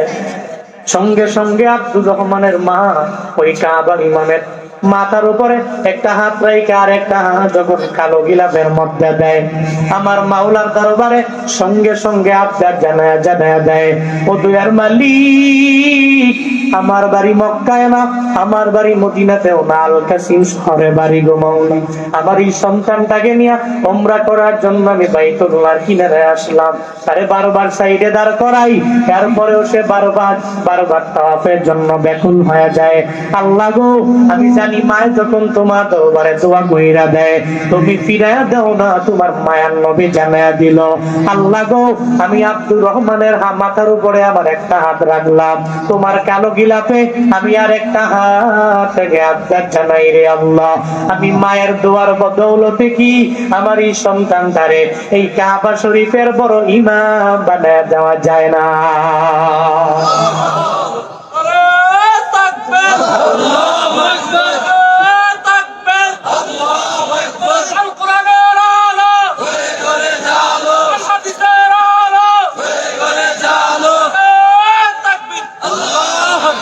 মায়ের দোয়া করে, আমি মায়ের দোয়ার বদৌলতে কি সন্তানটারে কাবার ইমাম বানায় দেওয়া যায় না? মায়ের দোয়া করতে দেরি, বুলেট মিস হতে পারে, মিস হবে, কথা কয় না কেন? এই মিস হবে। এরপরও পাবলিক বড় মারাত্মক, বাড়ি যাওয়ার পরে এরপরেও তুমি মায়ের মনে আঘাত দেও। এত বাপ মার ওয়াজ করলাম আমরা, এরপরেও বাপ মার মনে আঘাত দেও। এতটুকু বুঝো না যে তার মনে আঘাত দিলে জীবন ধ্বংস। জীবনের মূল কষ্ট মায়ের প্রসব বেদনা, সাত আসমান সাত জমিন তখন মায়েরই মাথা। জীবনের মূল কষ্ট মায়ের প্রসব বেদনা, সাত আসমান সাত জমিন তখন মায়েরই মাথা। এমন মাকে কেমনে আজি, এমন মাকে কেমনে আজি যাব আমি ভুলিয়া। ও আমার প্রাণের মা, মা গো মা, কোথায় গেলে মোরে ছাড়িয়া। জনম দুঃখী এতিম আমি, চায় না কেহ ফিরিয়া। জনম দুঃখী এতিম আমি, চায় না কেহ ফিরিয়া। আমি যখন ছিলাম আমার মায়ের উদরে, চলা ফিরা করতে যে মায় কত কষ্ট করি। আমি যখন ছিলাম আমার মায়ের উদরে, চলা ফিরা করতেন যে মায় কত কষ্ট করি। আমার সুন্দর মুখ দেখে মায়ের, আমার সুন্দর মুখ দেখে মায়ের ব্যথা যায় দে হাসায়া। ও আমার প্রাণের মা, মা গো মা, কোথায় গেলে মোরে ছাড়িয়া।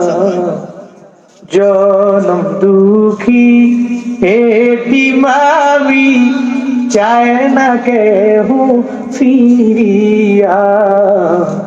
জনম দুঃখী এতিম আমি, চায় না কেহ ফিরিয়া।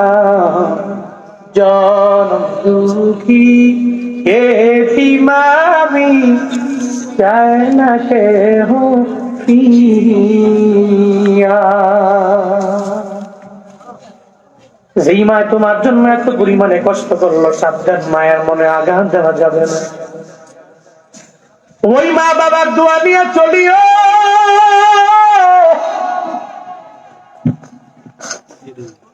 ও পশ্চিম সিংহে যুবকেরা, মা বাবার দোয়া নিয়ে গিয়ে গেলে আমার মাওলা তোমার কামিয়াবি করে ফেলবে। বলতেছি না, আবু উবায়দা ইবনে জাররাহ মনে মনে ভাবে, আমার সামনে যদি বাবা এসে যায়, আমার বাবার সামনে আমি তরবারি ধরতে পারবো না। আবু উবায়দা যুদ্ধের ময়দানে ঝাঁপায় পড়ল। বাবা যারা মনে মনে চিন্তা ভাবনা করে আমার আবু উবাইদা মনে হয় এই ময়দানে আছে, বাবার মনে সভ্যতা নাই, কারণ বাবা তো শিরকের গুনার মধ্যে লিপ্ত আছে, নিজে মুশরিক হয়ে গেছে। মনে রাখবা জীবনেও কোনদিন মুশরিকের দিলের মধ্যে কোনো মায়া পাবা না। মুমিনদের দিলে যেই পরিমাণ মায়া থাকে রে বাবা, কাফেরদের দিলের মধ্যে এত পরিমাণে মায়া পাওয়া যায় না। কারণ কাফেরেরা আমার মাওলারে পছন্দ করে না, মুমিন দেখতে পারে না, এদের ভিতরে বিন্দু মাত্র পরিমাণ ঈমান নাই। কিন্তু যারা মুমিন এদের ভিতরে আমার মাওলার ঈমান আছে। এইজন্য তো মাঝে মাঝে বলি, এই যে উলামায়ে কেরামদেরকে দেখো, এরা তোমাদের অনেক পরিমাণে ভালোবাসে। সাবধান রে বাবা, জীবনে কোনোদিন উলামায়ে কেরামদের বিরুদ্ধে ফেসবুকের মধ্যে লেখো না। মনে রাখবা এরা তোমাদের অনেক পরিমাণে ভালোবাসে। তোমার মা বাবা, তোমার আত্মীয় স্বজন তোমারে ভালোবাসে, উলামায়ে কেরাম মসজিদের ইমামটাও তোমারে অনেক পরিমাণে ভালোবাসে। ও চায় যাতে করে তোমারে দুইরা জান্নাতের মধ্যে নেওয়া যায়, জাহান্নাম থেকে বাঁচায় দেওয়া যায়। হক্কানি উলামায়ে কেরাম যারা, জীবনেও কোনো দিন এদের বিরোধিতা করবা না, এরা তোমার ক্ষতি করবে না, কারণ এদের অন্তরের মধ্যে ঈমান আছে না নাই? আল্লাহ পাক জানায়া দিলেন, ইন্না আকরামাকুম ইনদাল্লাহি আতকাকুম। আর যেই বান্দাগুলো আমি রবের ভয় করে এদের সম্মান আমি আল্লাহ বাড়ায়া দেই। আবু উবাইদার মনে বাবার প্রতি দরদ আছে, মায়া আছে, যার মনের মধ্যে নাই। আবু উবাইদার বাবা যখন আবু উবাইদার সামনে যখন পড়ে গেল, আবু উবাইদা তরবারিটাকে উপরে উঠায় না, তরবারিটা যখন নিচে রেখে দেয়, উপরে উঠায় না। তো আমার বাবারে এই যুদ্ধের ময়দানে আমি আগে মারতে পারি না। আল্লাহ জানাইছে বাবার সাথে আমার ভালো আচরণ করা লাগছে। জীবনেও কোনোদিন এই যুদ্ধের ময়দানে আসার পরে আমি আমার বাবার সামনে তরবারিটাকে ধরতে পারি না। তরবারি নিচে রাইখা দিল, কিন্তু তার বাবা তো মনের মধ্যে মায়া নাই। বাবায় মনে করে ওই উবাইদা তো আমার দল সারিয়া অন্য দলের মধ্যে চলে গেল, সে তো আমার ধর্মে নাই, সে অন্য ধর্মের মধ্যে চলে গেল। এই চিন্তা করে সঙ্গে সঙ্গে যাররা ওই উবাইদা নিজের সন্তানের প্রতি যখন তরবারি চালায়, ওই সময় তো আল্লাহ জানাইছে আর বাবারেও ছাড় দেওয়া যাবে না। লা তাওয়াতা লিমাখলুকিন ফি মাসিয়াতিল খালিক। মদিনাওয়ালা নবী জানায়া দিলেন, কোন সৃষ্টির আনুগত্য করতে যায় আমার রবের ভুইলা গেলে হবে না, আমার রবের আনুগত্য হবে না, এমন কোন সৃষ্টির আনুগত্য জীবনেও করা যাবে না। ওই আবু উবাইদা আর বাবা যখন সামনে দাঁড়ায় যায়, বাবা আর ছেলে দুইজনে মিল্লা যুদ্ধের ময়দানে যুদ্ধ করতে, আমার মাওলাও মনে মনে আমার মাওলা জিবরাইলে পাঠায় দেয়। ও জিবরাইলে বদরের প্রান্তরে যখন যুদ্ধ শেষ হয়ে যাবে, দেরি করবা না, আমার নবীর দরবারে যাবা, সূরা মুজাদালার এই আয়াতে কারিমা নিয়ে আমার নবীরে জানায়া দিবা, এই যে আবু উবাইদা এদের অন্তরের মধ্যে আমি আল্লাহ ঈমানটারে এমন ভাবে রেখে দিলাম, এরা যুদ্ধের ময়দানে আসে, এদের বাবার বিরুদ্ধে যুদ্ধের ময়দানে ঝাঁপিয়ে পড়ে, এদের ভাইয়ের বিরুদ্ধে এরা যুদ্ধের ময়দানে ঝাঁপিয়ে পড়ে, এদের সন্তানাদির বিরুদ্ধে এরা যুদ্ধের ময়দানে ঝাঁপিয়ে পড়তে যায়। কারণ এদের ভিতরে একজনের ভয়, চিল্লায়া বলো তার না, কার ভয়? हर के दारत खौफे हक दर दिल मुदम जन्नतुल मवादेहत उमरा बका। আল্লাহ পাক ওই আবু উবাইদার এত পরিমাণে পছন্দ করলেন, আল্লাহ নবীর পর্যন্ত জানায়া দিলেন, পয়গম্বর এদের ব্যাপারে বিন্দু মাত্র পরিমাণ কোনো চিন্তা করবেন না, এদের ব্যাপারে বিন্দু মাত্র পরিমাণ কোনো টেনশন করবেন না গো নবী আমার। আমি আল্লাহ এদের সম্মান বাড়ায়া দিলাম, এদের ইজ্জতটা আমি মাওলা বাড়ায়া দিলাম। আল্লাহ পাক এবার বলেন, এদের সামনে যদি এদের সন্তান যদি দাঁড়ায়া যায়, মনে আছে ওই বয়ানের শুরুর কথা মনে আসেনি? আল্লাহ একজন সাহাবীর কারণে আয়াত নাজিল করতে, এদের সামনে বাপ আইছে, বাপের বিরুদ্ধে এসে কয় কিসের বাপ? আল্লাহ আগে, বাপ পরে। যুদ্ধের ময়দানে তরবারি যেহেতু চালায়া দিছে, এখন বাবা মুশরিক, আমি ইমানদার, আমি আল্লাহর উপরে তাওয়াক্কুল করে অগ্রগামী হই। বাবারেও বাবার বিরুদ্ধে গিয়ে আল্লাহর পক্ষে দাঁড়ায়, বাবার বিরুদ্ধে দাঁড়ায় যায়। আল্লাহ পাক এটাই বলছেন, লা তাজিদ, আপনি পাবেন না কওমান ইউমিনুন, মুমিনদের এমন কোন কওম, এমন কোন সম্প্রদায় আপনি পাবেন না যারা ইউমিনুনা বিল্লাহ, আল্লাহর প্রতি ঈমান আনলো, ওয়াল ইয়াউমিল আখির, আখিরাতের প্রতি ঈমান আনে যারা, এই সমস্ত সম্প্রদায়কে আপনি পাবেন না। ইউআতুনা মান হাদাল্লাহ ওয়া রাসূলা, আল্লাহ এবং রাসূলের বিরুদ্ধে যারা যুদ্ধ করতে আসে এদেরকে আপনি জীবনেও কোনোদিন পাবেন না এদের প্রতি সহনশীল হয়ে, এদের প্রতি মায়া দেখায়। আপনি এই অবস্থায় এই মুমিনদেরকে পাবেন না।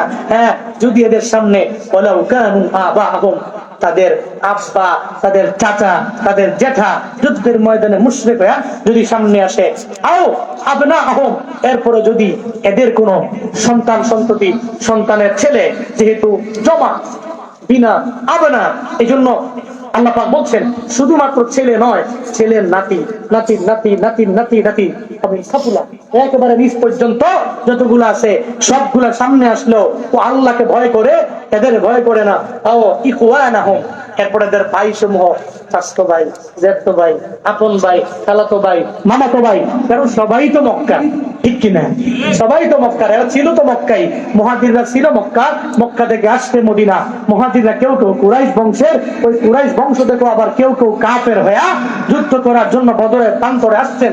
আল্লাহ পাক এটাই বলছেন, এদের সামনে যদি এদের ভাইরাও দাঁড়ায় যায় এরপরও পিছপা হয় না। তাও আশিরাতাহুম, এদের ক্লোজ রিলেটিভ যারা, একবারে ঘনিষ্ঠ আত্মীয় স্বজন যারা, এরাও সামনে দাঁড়াইলে পিছপা হয় না। কেন জানেন? উলাইকা কাতাবা ফি কুলুবিহিমুল ঈমান, আরে এরা তো এমন জাত, এদের অন্তরের মধ্যে আল্লাহ পাক স্বয়ং নিজেই ঈমানটাকে লিপিবদ্ধ করে দিয়েছেন। সুবহানাল্লাহ। পকেটে তো পেছনের লোকেরা মনে মনে কয়, সামনের লোকেরা কইলে পড়ে না সুবহানাল্লাহ।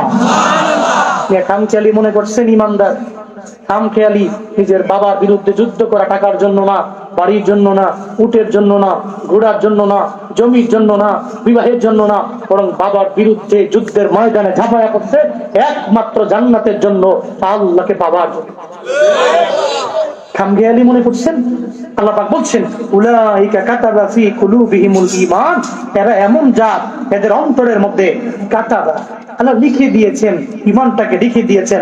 শুধু তাই না, ওয়া আইয়াদাহুম বিরূহিম মিন, আল্লাহ পাক কি করছেন দেন, এদের রূহটাকে আল্লাহ নিজেই সঞ্চালন কইরা ঈমানটাকে মজবুত করে দিয়েছেন। আল্লাহ নিজ কুদরতি হাতেই এদের রূহের মাধ্যমে এদের ঈমানটাকে বৃদ্ধি করে দিয়েছেন। এই জন্য এরা যুদ্ধের ময়দানে গেছে। আবু উবাইদা ইবনুল জাররাহ যাওয়ার পরে বাবার সাথে যুদ্ধ কইরা বাবারে দুনিয়া থেকে বিদায় করে দিয়েছে। বাবার প্রতি বিন্দু মাত্র পরিমাণ মায়া নয়, কারণ ঈমানদার তো একজনই ভয় করে চিরিতে। এবার আসেন, আল্লাহ পাক বলছেন এই যে তারা এই কাজগুলো করে, কিসের জন্য করে জানেন? কিসের জন্য করে? আল্লাহ পাক জানায় দেয়, ওয়া ইউদখিলুহুম জান্নাতিন তাজরি মিন তাহতিহাল আনহার খালিদিনা ফিহা। আল্লাহ পাক বলেন এই সমস্ত উম্মতেরা যুদ্ধের ময়দানে ঝাঁপায়া পড়ে এদের বাবার বিরুদ্ধে, এদের ভাইয়ের বিরুদ্ধে, এদের সন্তান সন্ততির বিরুদ্ধে, ক্লোজ রিলেটিভের বিরুদ্ধে সামনে দাঁড়ায় যায়। নবীগো কেন দাঁড়ায় যায় জানেননি? এরা জান্নাত পাওয়ার জন্য এদের বাবার সামনে দাঁড়ায়। এরা বাবাকে দুনিয়া থেকে বিদায় করে দেয় বাবা মুশরিক হওয়ার কারণে, তারপরে বিন্দু মাত্র পরিমাণ পিছপাও হয় না। ও আল্লাহর বান্দা, এজন্যই তো আল্লাহ নবীরে জানায়া দিলেন, পয়গম্বর আমি আল্লাহ ওয়াদাবদ্ধ হয়ে গেলাম এই সমস্ত বান্দাগুলোরে আমি মাওলা এমন একটা জান্নাত দিব, যেই জান্নাতের তলদেশ দিয়া নহর সমূহ প্রবাহিত হয়ে যায়। ওই জান্নাতে নেওয়ার পরে আমার মাওলা 2 দিন ডাকবে না, 3 দিন ডাকবে, এমনটা হবে না রে বাবা। বন্ধু বন্ধুরে দাওয়াত দেয়, এই বন্ধু আমার সাথে তোমার পরিচয় হয়ে গেল, কক্সবাজারে আমার বাড়ি, একটু ঘোরার জন্য আসো, হোটেল সি কক্স তোমার জন্য বুকিং দিয়া দিলাম। বন্ধু কয় দিনের জন্য? পরে 2 দিনের জন্য দিলাম, 3 দিনের জন্য দিলাম।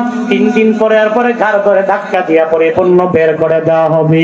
আল্লাহ পাক বলেন, ও আমার বান্দা, হাসরের ময়দানে যেই জান্নাতের মধ্যে আমি মাওলা তোমারে ঢুকাবো, ওখানে 1 দিন না, 2 দিন না, 3 দিন না, যেই বান্দা ঈমান মজবুত করে তার আপন বাবার বিরুদ্ধে যুদ্ধের ময়দানে ঝাঁপায়া পড়তে পারে, এদের কপালে আমি রবের পক্ষ থেকে এমন একটা জান্নাত আমি দিয়ে দিব, ওখানে 1 দিন থাকবে না, অনন্তকাল ওই জান্নাতের মধ্যে ঢুকায়া রাখবে একজন। চিল্লায়া বলো তার নাম।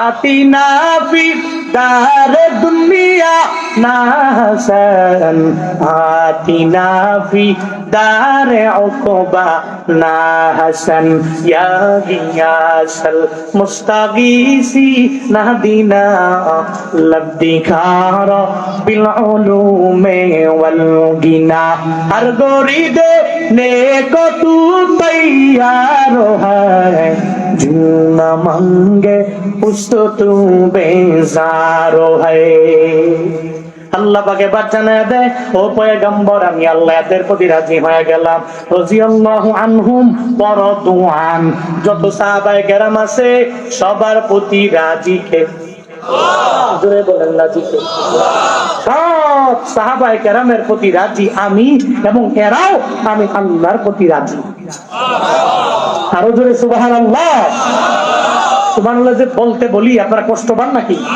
কি গুনাহ হয় নাকি হ্যাঁ সুবহানাল্লাহ ওয়ালহামদুলিল্লাহ লা ইলাহা ইল্লাল্লাহ সুবহানাল্লাহ ওয়ালহামদুলিল্লাহ লা ইলাহা ইল্লাল্লাহ সুবহানাল্লাহ ওয়ালহামদুলিল্লাহ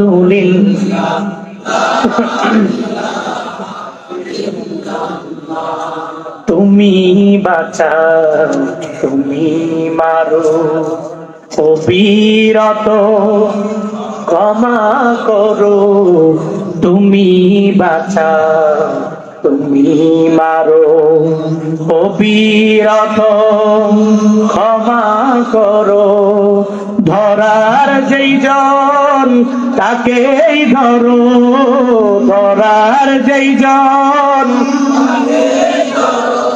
তোমার মুঠোয় সবই আল্লাহ সুবহানাল্লাহ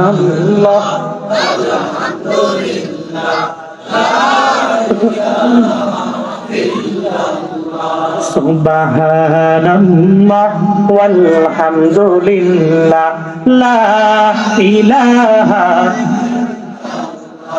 তোমারি জিকে পরে অবাধ্য হই কেমন করে তোমারি জিকে পরে অবাধ্য হই কেমন করে খুঁজে না পাই কোন ভাষা খুঁজে না পাই কোন ভাষা শুকর গুজার সবই আল্লাহ সুবহানাল্লাহ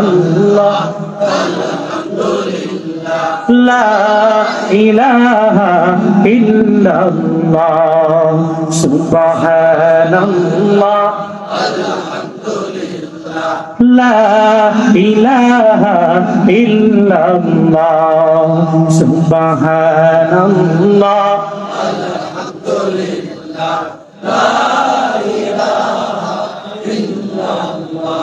খারাপ লাগছে আপনাদের কষ্ট পেয়েছেন আপনারা আল্লাহ পাক জানায় দিয়েন সাহাবায়ে কেরামের প্রতি আমি মাওলা রাজি এরা আমি মাওলার প্রতি রাজি হয়ে গেল ও পয়গম্বর এরা কোন দল জানেননি এরা আওয়ামী লীগ করে না এরা বিএনপি করে না এরা জামাত করে না এরা কোন দলের না এরা এমন দল এদের দলের লিডার একজন চিল্লায়া বলো তার না আল্লাহ পাক বলেন উলাইকা হিজবুল্লাহি আলা ইন্না হিজবাল্লাহি হুমুল মুফলিহুন আল্লাহ পাক বলেন উলাইকা হিজবুল্লাহ এরা হলো আল্লাহর দল আল্লাহর দল হওয়ার কারণে এদের প্রতি ঈমানটা এদের অন্তরের মধ্যে এত পরিমাণে বেড়ে গেল ঈমানটাকে মজবুত করে এরা যুদ্ধের ময়দানে গেল আর ঈমানটার এদের অন্তরের মধ্যে আমি মাওলা লিখে দিয়ে দিলাম আবার তাদের রূহের মধ্যে আমি আল্লাহ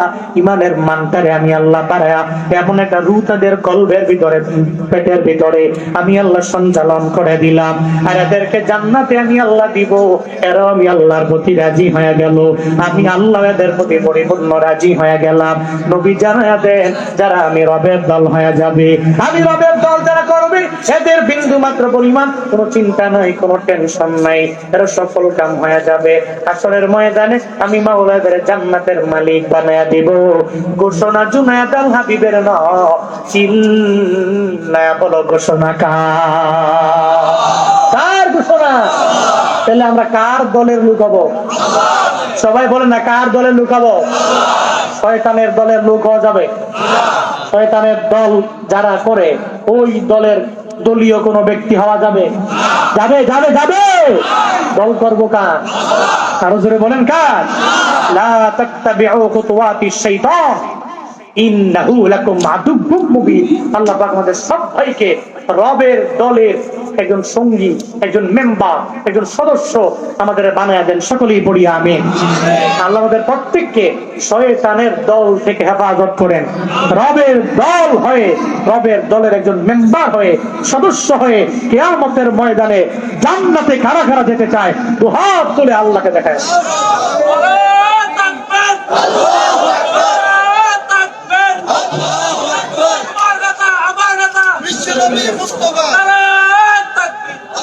আল্লাহ আমাদের সবাইকে হিজবুল্লাহর একজন সৈনিক, একজন মেম্বার হওয়ার তৌফিক দান করেন। সকলেই পড়ি আমিন।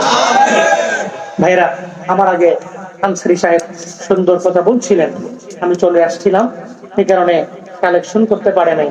মসজিদের কালেকশনের ব্যাপারে দোতলার কাজ হবে, মনে রাখবেন। এই হাদিস আপনারা জানেন, এরপর আবারও বলি।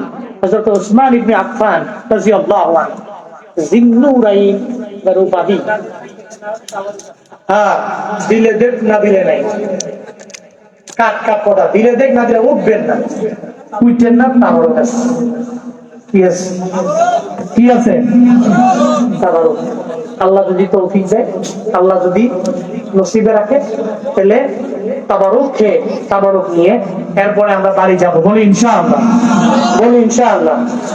ভাইয়েরা, হ্যাঁ, দোয়া দিয়া এরপরে তাবারুক নিয়ে এরপরে বাড়িতে যাবেন।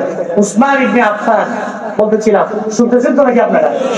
উসমান ইবনে আফফান রাদিয়াল্লাহু আনহু বললেন, এই সাহাবায়ে কেরামরা, আমি চাচ্ছি মসজিদের নববীকে একটু সম্প্রসারণ করবো, একটু বাড়াবো, মসজিদের নববীকে সম্প্রসারণ করবো, একটু বাড়াবো। এটা বলার পরে বললেন, কেন বাড়াবেন? কোনো প্রয়োজন নাই, যতটুকু আছে ততটুকুই থাক। ওসমান ইবনে আফফান রাদিয়াল্লাহু আনহু বলেন, তুমি কি আমার নবীকে বলতে শোনো নাই এই কথা? নবী বলেছেন, মান বানা লিল্লাহি মসজিদান বানাল্লাহু লাহু বাইতান ফিল জান্নাহ। কেউ ব্যক্তি আল্লাহকে রাজি করার লক্ষ্যে যদি দুনিয়াতে রবের একটা ঘর বানায়, আল্লাহ তারে মায়া করে জান্নাতে একটা বালাখানা বানায় দেয়। জান্নাতের বালাখানা পাইতে চায় না কে কে? সবাই চায়। কি সুন্দর বুঝছেও ভালো, জান্নাতে বালাখানা সবাই চায়। কে আছেন মসজিদের দোতলার কাজ করবে? অল্প হইল কিছু ব্যক্তি আমি চাই যারা আজকের ইমাম পীরে এই মসজিদের জন্য শরীক হবেন। প্রথম নম্বরে কে সেই ব্যক্তি? as-sakhiyu habibullah, দানশীল আল্লাহর বন্ধু। এই চিন্তা করে যে আমি আমার রবের বন্ধু হব, এই চিন্তা করে প্রথম নম্বরে কে সেই ব্যক্তি? মসজিদের দোতলার কাজ হবে, ওখানে আমি 20 ব্যাগ, 30 ব্যাগ, 40 ব্যাগ সিমেন্ট দিব, প্রথমে আমি রড দিব, প্রথমে টাকা দিব। কে আছেন সামন থেকে দোতলার কাজে শরীক হবেন? আব্দুল কাইয়ুম ভুয়াবাড়ি, উনি 10 ব্যাগ সিমেন্ট। সকলে বলি মারহাবা, বলেন মাশাআল্লাহ। আল্লাহ পাক ওনার দানকে কবুল করেন, মঞ্জুর করেন। আল্লাহ এই দানকে উসিলা করে আব্দুল কাইয়ুম সাহেবের মনের সমস্ত নেক বাসনা আল্লাহ পূরণ করে দেন। সকলেই পড়ি আমিন। এরপর কি আছে? জাহাঙ্গীর ভাই আগেও দিয়েছেন, এখন আবার 5 বস্তা করে, মায়ের নামে 5 বস্তা, বাবার নামে 5 বস্তা। জাহাঙ্গীর ভাইয়ের মোট আবার দিবেন 10 ব্যাগ সিমেন্ট। সকলে চিল্লায়া পড়ি মাশাআল্লাহ। আল্লাহ পাক জাহাঙ্গীর ভাইয়ের দানকে কবুল করেন, মঞ্জুর করেন। আল্লাহ এই দানকে উসিলা করে ওনার মনের সমস্ত নেক বাসনা পূরণ করে দেন। সকলেই পড়ি আমিন। তারপরে নাম বলতে অনিচ্ছুক, আগে একটু তাকবীর দেন। লিল্লাহি তাকবীর, লিল্লাহি তাকবীর। লিল্লাহে তাকবীর। শুনেন, যারা কালেকশন করে খুব সুন্দর করতে পারে, কালেকশন করলে সুর টুর দিয়ে সুন্দর করে তাকবীর দিয়ে একটা মজাই অন্যরকম। যেহেতু আমরা আদায় করি না, কালেকশনও করি না, এই জন্য অভিজ্ঞতাও কম। আপনারা কি রাগ করতেছেন নাকি? একজন ভাই রবের কাছে যেমনি বলি, রব শুনবে, রব জানবে, রব দেখবে। রব বান্দার দিল দেখে, বান্দার মন দেখে, অন্তর দেখে। রবের কাছে টাকা যায় নাকি? এই আল্লাহ কি মাসে মাসে টাকা নেয়? গরু নেয়, ছাগল খাসি নেয়, সব আমরাই নেই। গরু জবাই করে আমরাই শেষ। প্রতিদিন বাসায় যখন যাই ঢাকায়, 70 আছে যাওয়ার পথে বিডিআর মার্কেটে 2টা 3টা 4টা খালি গরু খাসি কিনে এগুলা খাই গাড়া করে বাঙালি। ওরে বাপরে বাপ, প্রতিদিন বাজারে গরু খালি জবাই হয়, জবাই করে আমরাই তো খেয়াল শেষ। সর্বোচ্চ 2-3 ঘন্টার মধ্যেই গুস্ত শেষ বাজারে। এটাই দুনিয়ার স্বাভাবিক নিয়ম। গুস্ত আমরাই খাই, টাকা পয়সা এটা আমরাই কাজে লাগাই। কিন্তু বান্দার কি আল্লাহর কাছে পৌঁছে? বান্দার মনের দিলে একটা তাকওয়া আছে, আল্লাহ ভীতি আছে, একনিষ্ঠতা আছে, এটাই রবের দরবারে যায়। সুবহানাল্লাহ পড়বেন না? এই জন্য নাম বলতে অনিচ্ছুক একজন ভাই দিবে 50,000 টাকা। মারহাবা কি বাড়ি যা কইবেন নাকি? চিল্লা এখন মারহাবা। আল্লাহ তোমার বান্দা টাকা দিয়েছেন 50,000, তুমি কবুল করে নাও, মঞ্জুর করে নাও। দানের হাদিয়া সোনার মদিনায় পৌঁছায় দাও। তোমার বান্দার মনের নেক বাসনা পূরণ করে দাও। আব্বা আম্মা দাদা দাদি নানা নানি বংশধর যারা যেখানে এতিম হয়ে কবরে শায়িত আছেন, আল্লাহ প্রত্যেকের কবর জান্নাতের বাগান বানায় দাও, পড়েন আমিন। এরপর কি আছে? Abdul Hamid 10 bag cement. সকলে পরিমাণ হাবা আরো জোরে মাশাআল্লাহ। আল্লাহ পাক ওনার দান কবুল করেন, মঞ্জুর করেন, পড়েন আমিন। শাহজালাল ভাই 2 ব্যাগ সিমেন্ট। আল্লাহ পাক কবুল মঞ্জুর করেন, পড়েন আমিন। আল্লাহ কি আশা নিয়ে দান করছেন তোমার জানার বাকি নাই। মনের সমস্ত নেক বাসনাগুলো তুমি পূরণ করে দাও, পড়েন আমিন। এরপর কি আছেন? আবুল কালাম ভাই দিবেন 2 ব্যাগ সিমেন্ট। আল্লাহ কবুল করেন, মঞ্জুর করেন, পড়েন আমিন। এরপর কি আছেন? সামন থেকে দেওয়ার মতো সিমেন্ট দিবেন, সিমেন্ট সামন থেকে দেওয়ার মতো। Kamal member 5 bag cement. আল্লাহ কবুল করেন, সকলেই পড়ি আমিন। আল্লাহ মঞ্জুর করেন। আল্লাহ কামাল মেম্বারের মনের সমস্ত নেক বাসনা পূরণ করে দেন, সকলেই পড়ি আমিন।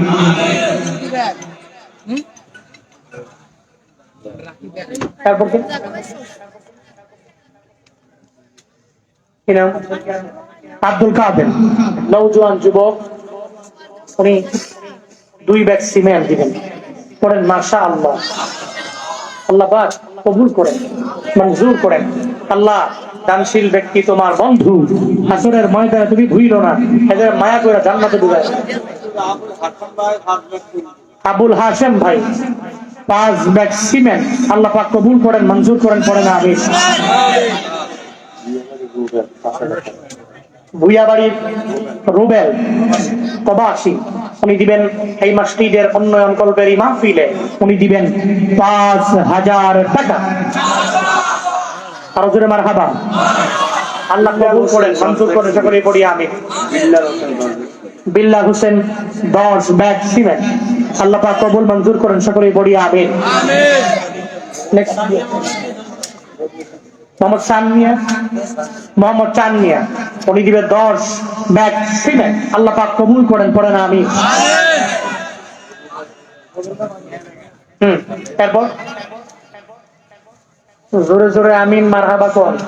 পেটে একটু ক্ষুধা লাগবে বেশি, তাবারকও বেশি। আল্লাহ যে নিয়ত নিয়ে তাবারক খাবে, মনের আশাগুলো তুমি পূরণ করে দিও। অসুস্থ ব্যক্তিগুলোকে সুস্থতায় কনভার্ট করে আমলের লাইনে অগ্রগামী বানায়, সকলে পড়ি আমিন। মাশাআল্লাহ মাশাআল্লাহ। এই ডেকোরেটরের যিনি মালিক, সুন্দর ডেকোরেশন করেছেন, কিনা ফারুক সাহেব, জনাব ফারুক সাহেব, উনি আগেও দিয়েছেন 2000 টাকা দিয়েছেন, এখন আবার দিবে 5 ব্যাগ সিমেন্ট। সকলে চিল্লায় পড়ি মাশাআল্লাহ। আল্লাহ কবুল করেন, মঞ্জুর করেন। আল্লাহ ডেকোরেশনের যে ব্যবসা, সেই ব্যবসায় ভাইয়ের বরকত দিয়ে ভরপুর করে দেন। আমি আল্লাহর কাছে দোয়া করি ওনার মনের সমস্ত নেক বাসনা আল্লাহ পাক পূরণ করে দেন, করে না আমিন। কি মোল্লা? খুরশেদ মোল্লা, 4 ব্যাগ সিমেন্ট। আল্লাহ পাক কবুল মঞ্জুর করেন, সকলেই পড়ি আমিন। এরপর কি আছেন?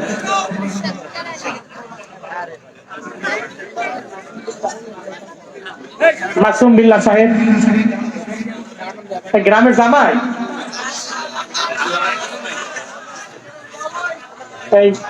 এই ডায়লগ তো ভাইরাল।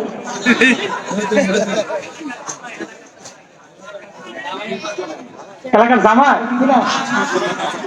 জানাম মাসুম বিল্লাহ, এলাকার জামাই। উনি মসজিদের কাজে শরীক হয়েছেন, শ্বশুর বাড়ি এসেছেন, দান করেছেন কত? 5000 টাকা। আরো জোরে মারহাবা।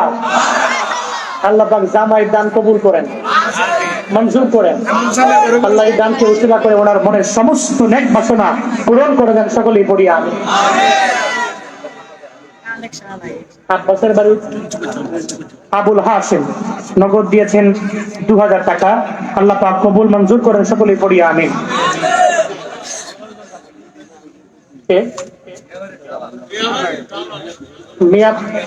মিয়াবাড়ির জালাল 2000 টাকা। আল্লাহ পাক কবুল মঞ্জুর করেন, সকলেই পড়ি আমিন। আল্লাহ কবুল করেন। তারপর কি আছেন? কেমন থেকে দেওয়ার মতো আর কে?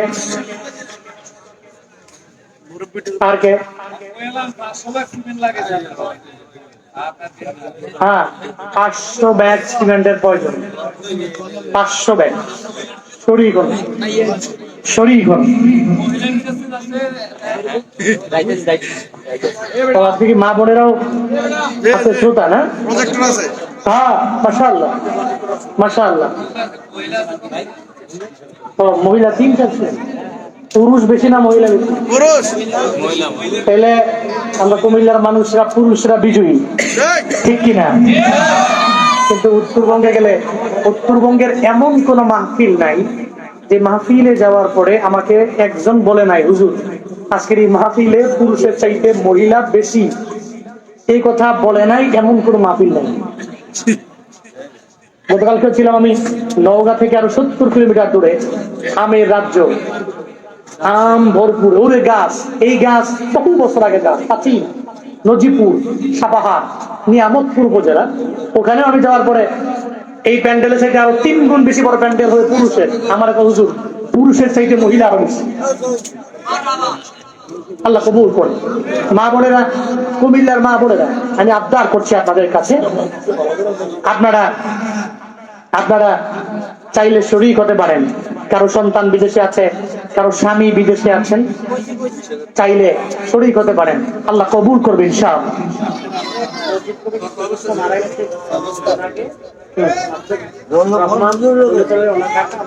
মসজিদ কমিটির সদস্য ছিল, মারা গেছে।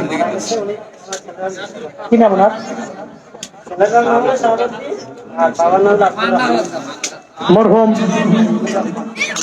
মরহুম আব্দুর রহমান, আগে এই মসজিদের কমিটির একজন মেম্বার ছিলেন। উনি মারা গেছেন। সন্তান শাহাবুদ্দিন, সন্তানের বাবা রুহের মাগফিরাতে এই দ্বিতীয় ধরার কাজে শরীক হবেন। ওনারা দিবেন 20,000 টাকা।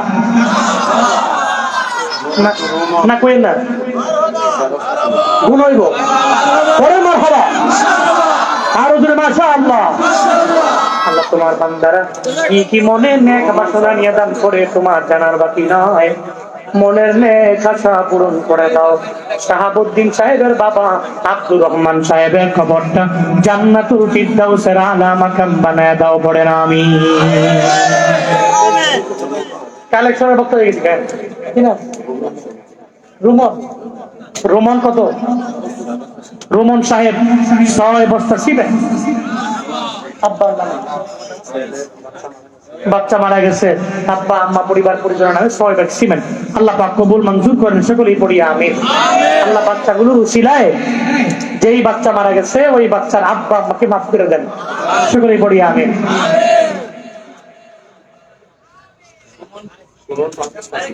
সুমন ভাই 5 ব্যাগ সিমেন্ট। আল্লাহ পাক কবুল করেন, সকলেই পড়ি আমিন।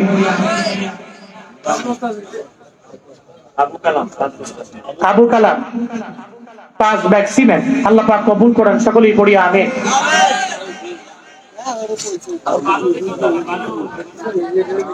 কত রয়েছে? মোটামুটি ঘনায় গেছি না, করতে ঘনাই কয়টা হয়েছে দেখতে ঠিক কিনা? কয়টা হয়েছে? 500 ব্যাগ লাগবে আরেকটু। কয়টা হয়েছে গণলে না আমি বলতে পারতাম, হ্যাঁ গণনা করলে আমি বলতে পারতাম এদেরকে। এরপরে কয়জনে সবাই 1-2 বস্তা করে করে শরীক হয়ে যায়। আমির ভাই 5 বস্তা সিমেন্ট। আমির ভাই 5 ব্যাগ সিমেন্ট। আল্লাহ পাক কবুল করেন, সকলেই পড়ি আমিন। ড্রাইভার সাহেব আরে গাড়ি চালায়, ড্রাইভারের কথা মনে পড়লে আমি ড্রাইভারের কথা মনে পড়ে। ড্রাইভার মাঝে মাঝে হুজুর ঘুমায় বলছে, আমি বলছিলাম আমার দাও তো হুজুর আপনারা দিলে জোর করে। এলাকায় বোন জামাই মাশাআল্লাহ ড্রাইভিং করে আল্লাহ সালামতে নিরাপদে সহিভাবে ড্রাইভিং করার তৌফিক দান করেন। আল্লাহ অ্যাক্সিডেন্টে ফালায়া মরণ দিয়েন না, সকলেই একবার করে পড়ে না আমিন।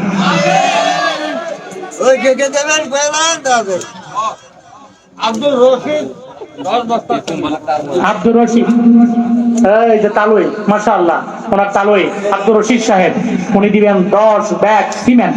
আল্লাহ পাক কবুল করেন, সকলেই পড়ি আমিন। আল্লাহ কি আশা নিদান করছে তোমার জানার বাকি নাই, মনের সমস্ত নেক বাসনা তুমি পূরণ করে দাও, সকলেই পড়ি আমিন।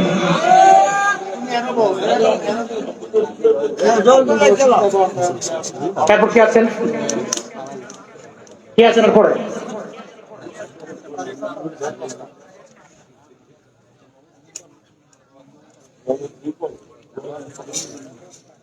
মোহাম্মদ রিপন দোয়া চেয়েছেন কে? রিপন রিপন মারা গেছে না? রিপন হ্যাঁ রিপন মিয়া রিপন সাহেব উনি মারা গেছেন। ওয়াইফ স্বামীর নামে দিয়েছেন 500 টাকা। আল্লাহ কবুল করেন। আল্লাহ এই স্বামীর কবরটাকে জান্নাতুল ফিরদাউসের আলা মাকাম বানায় দেন। আল্লাহ আমাদের সবাইকে এরকম স্বামী হওয়ার তৌফিক দান করেন, যাতে মরণের পরে বউয়ে ভুইল্লা না যায়, তাদের স্মরণ কইরা দান করেন। করেন আমিন। এমন স্বামী হইয়েন না যে মরণের পরে বউ কয় মরছে তো ভালোই, এমন স্বামী হইয়েন। হ্যাঁ বিহার মন্ডল বাড়ি আলিয়া, উনি দিবে 5 ব্যাগ সিমেন্ট। আল্লাহ পাক কবুল করেন, সকলেই পড়ি আমিন। আল্লাহ এই দানকে উসিলা করে ওনার মনের সমস্ত নেক বাসনা পূরণ করে দেন, পড়েন আমিন। তারপর পড়তো না, তারপর বলতো না, পড়তো না। আজকে আজকে আজকে আমরা রাখা লিছে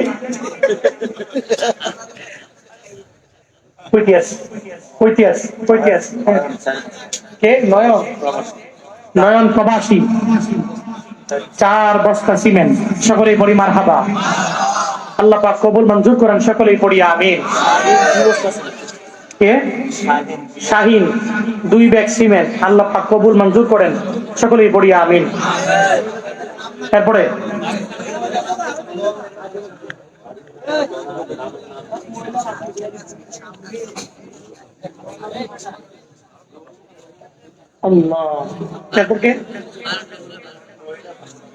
একজন মহিলা শরীক হয়েছেন, নগদ দিয়েছেন 500 টাকা।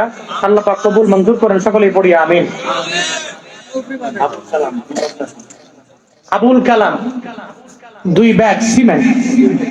হ্যাঁ নবীর বাড়ির আবুল কালাম 2 ব্যাগ সিমেন্ট। আল্লাহ পাক কবুল করেন। তাবারক আছে শেষ একটু শুনেন আমি কিন্তু অনেক টায়ার আপনাদের চাইতে আমরা বেশি ব্যস্ত বেশি টায়ার কিন্তু এরপরেও কিন্তু আমি ধৈর্য নিয়া মানুষ তো আমরা রে এর লেগা বাসের মডেল বাড়ি মারা গেছে আলী নিয়ে বাবা মারা গেছেন ছেলেও মারা গেছেন মরহুম বাবা এবং ছেলের নামে দিবেন হচ্ছে 10 ব্যাগ সিমেন্ট আল্লাহ পাক কবুল করেন পড়েন আমিন আল্লাহ এই দানকে ওসিলা করে ওনার মনের সমস্ত নেক বাসনা পূরণ করেন বাবা এবং ছেলের কবরটাকে জান্নাতুল ফিরদাউসের আলা মাকাম বানায় দেন সকলেই পড়ি আমিন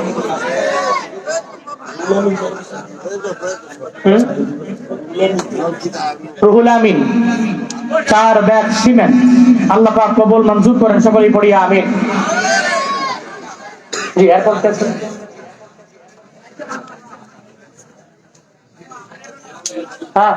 আচ্ছা শেষ শোনেন রুমাল যাবে রুমাল যে যা পারেন এটা মাহফিলের একটা সৌন্দর্য রুমাল যাবে অল্প থেকে অল্প ছোট্ট থেকে ছোট যে যা পারেন একটু রুমালে শরীক হবেন হ্যাঁ যান রুমাল নিয়ে যান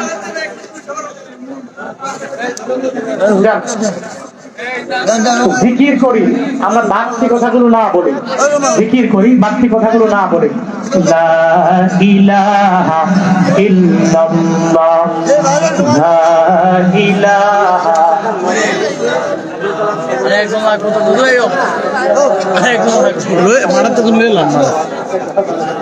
আবুল কালাম সুমন ভাই নগদ দিয়েছে আবার আব্বা নাই আব্বা আছে আব্বা আছে আম্মা আছে আব্বা আম্মার নামে আগেও দিতে 5 ব্যাগ সিমেন্ট আবার এখন নগদ 2000 টাকা আল্লাহ তুমি এই দান কবুল করে নাও মঞ্জুর করে নাও আল্লাহ এই দানকে ওসিলা করে ওনার আব্বা আম্মাকে সুস্থতার নিয়ামত দিও আল্লাহ এই দানের ওসিলায় বাবা মার হায়াতে তুমি বরকত দিও আয় আল্লাহ সুস্থ অবস্থায় ঈমানি হালাতে যেদিন নিয়ে যাবা বেঈমান বানায়া নয় মুশরিক বানায়া নয় মুনাফিক বানিয়ে নয় ঈমানে আমানে সালামতে তুমি নিয়ে যাও সকলে চিল্লায়া পড়ে না আমিন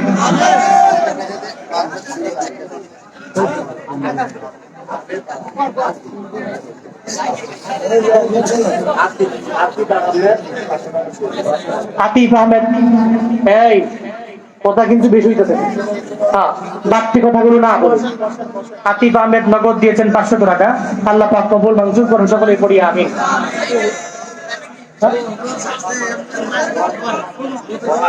ফরহাদ সাহেব নওজোয়ান যুবক মানুষ ফরহাদ সাহেব তার আব্বা আম্মার জন্য দোয়া চেয়েছেন উনি দিবেন 5 ব্যাগ সিমেন্ট আল্লাহ পাক কবুল করেন পড়েন আমিন আল্লাহ ফরহাদ সাহেবের মনের সমস্ত নেক বাসনা পূরণ করে দেন পড়েন আমিন তারপর কি আছেন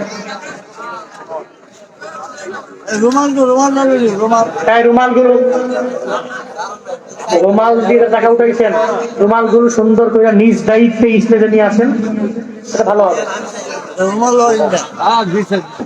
সুমন সাহেব দোয়া পেয়েছেন নগদ দিয়েছেন 1000 টাকা আল্লাহ পাক কবুল মঞ্জুর করেন সকলেই পড়ি আমিন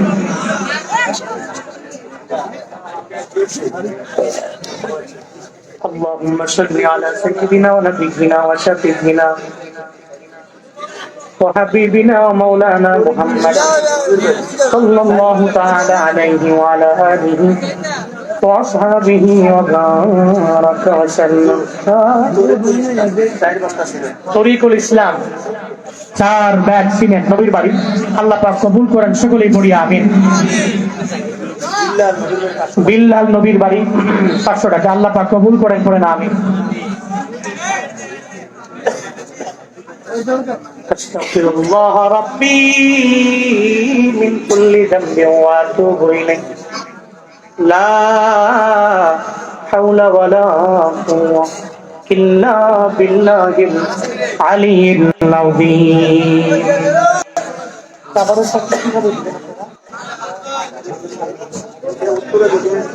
এটা কি দোয়ার পরে দিবেন দোয়া শেষ এরপরে ঠিক আছে তাহলে সিরিয়ালটা করে নেবেন আগে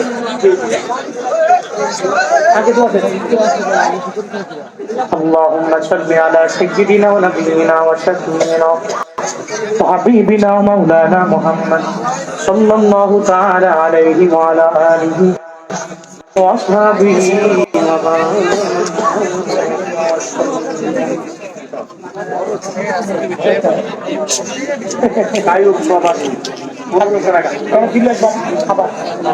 আব্দুল কাইয়ুম প্রবাসী নগদ দিয়েছেন ১৫০০ টাকা। আল্লাহ পাক কবুল করেন, মঞ্জুর করেন সকলকে পড়িয়া।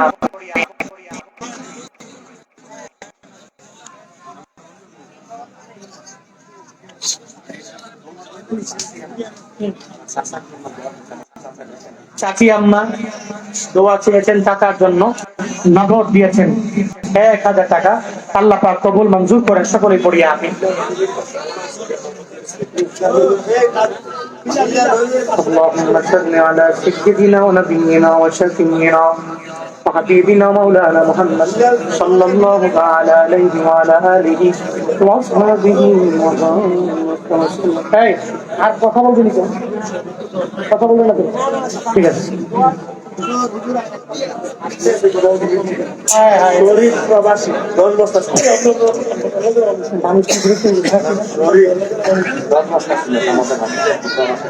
শরীফ প্রবাসী থাকে 10 ব্যাগ সিমেন্ট।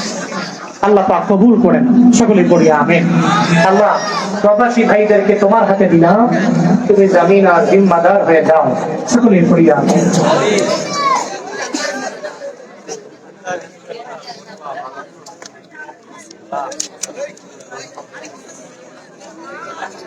আর যদি কেউ থাকেন কেশিয়া দিনে আছেন, ওনার সাথে যোগাযোগ করে ইন ফিউচারে পরবর্তীতে আপনারা দিবেন। আল্লাহ পাক আপনাদের ছোট থেকে ছোট, বড় থেকে বড়, কিয়ামত পর্যন্ত যত দান করবেন আল্লাহ প্রত্যেকের দান আপনি কবুল করেন, মঞ্জুর করেন। এই দানকে ওসিলা করে আল্লাহ প্রত্যেকের মনের নেক বাসনা পূরণ করে দেন আমিন।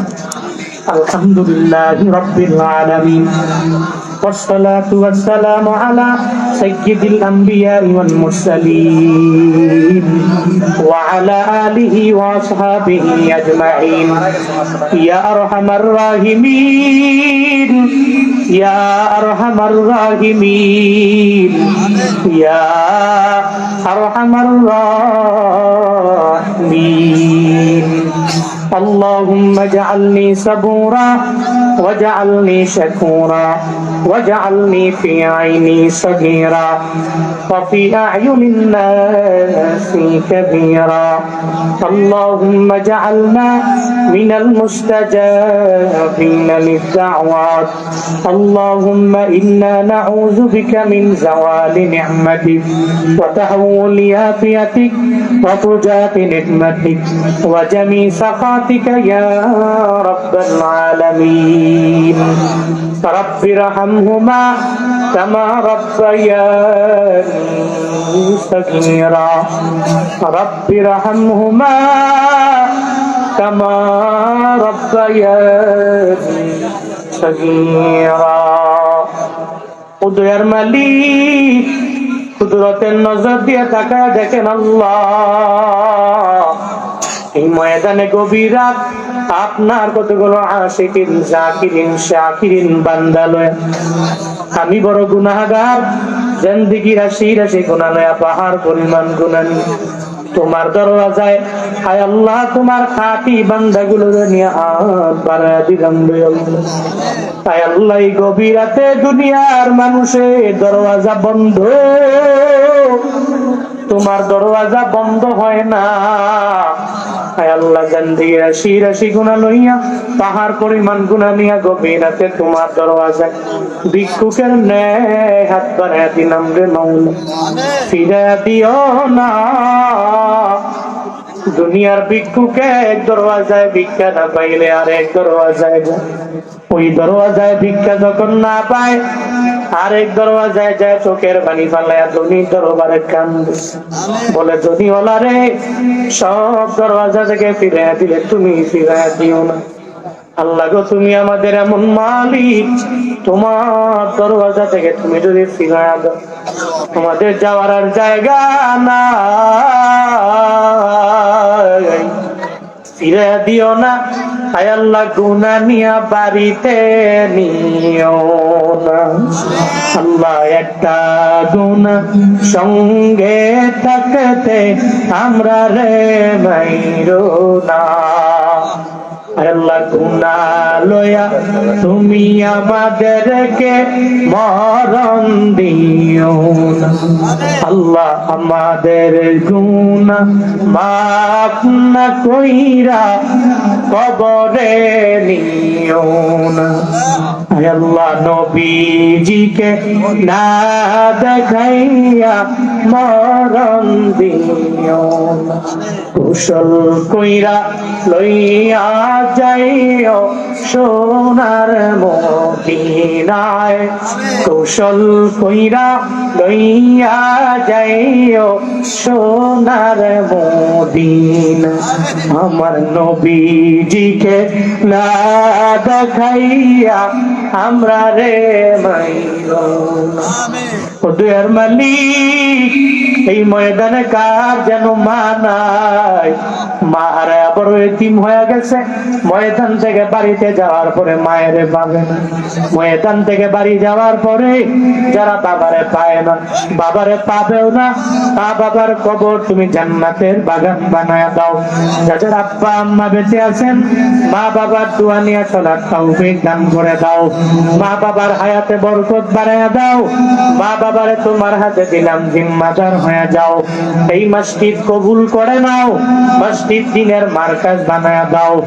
দোতলার কাজ চলবে, আয় আল্লাহ তুমি শেষ পর্যন্ত পৌঁছার মতো তৌফিক দিয়ে দাও রে মাওলা।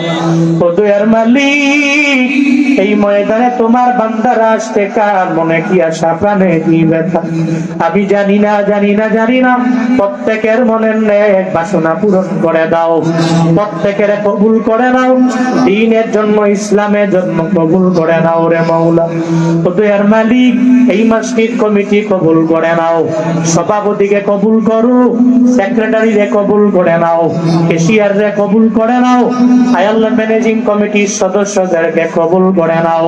প্রত্যেকের তোমার হাতে দিলাম, প্রত্যেকের জামিন জিম্মাদার হয়ে যাও। ও দয়ার মালিক রাত, কত মা বোনের আমি গুনাহগারের সাথে হাত বাড়াই, মা বোনদের মনে কি আশা, প্রাণে কি ব্যথা আমি জানি না। মা বোনদের আবেদা বানায়া দাও, জাহেদা বানায়া দাও। আয় আল্লাহ, মুসল্লিয়া বানায়া দাও, মুজাক্কিয়া বানায়া দাও, রাবেয়া বসরির মতো ওলিয়া তুমি বানায়া দাও। আয় আল্লাহ, জীবনে একবার হলেও মক্কা মদিনায় যাওয়ার তৌফিক দিয়ে দিও রে মাওলা। যারা যাইতে পেরেছেন বারবার যাওয়ার তৌফিক দান করো আল্লাহ। এই মসজিদের শুরু লগ্ন থেকে নিয়ে আজ পর্যন্ত যারা যারা যেই লাইনে দান করলো, প্রত্যেকের দান কবুল করে নাও। আয় আল্লাহ, প্রত্যেকের দানের ওসিলায় মনের নেক বাসনা পূরণ করে দাও। এই এলাকার মাটির নিচের কবরের আযাব দিও না, এলাকার মাটির উপরে গজব দিও না। আমাদের শান্তির দেশ বানায়া দাও, সোনার বাংলাদেশ সোনায় বানায়া দাও। আয় আল্লাহ, জালেমদের ধ্বংস করে দাও, মুসলিমদেরকে তোমার হাতে দিলাম, জিম্মাদার হয়ে যাও। আমাদের প্রত্যেককে তুমি তোমার দলের মেম্বার হওয়ার তৌফিক দান করো আল্লাহ। ও দয়ার মালিক, আমাদের প্রত্যেকের দোয়া মুনাজাত তুমি নবীর উসিলায় কবুল করে নাও।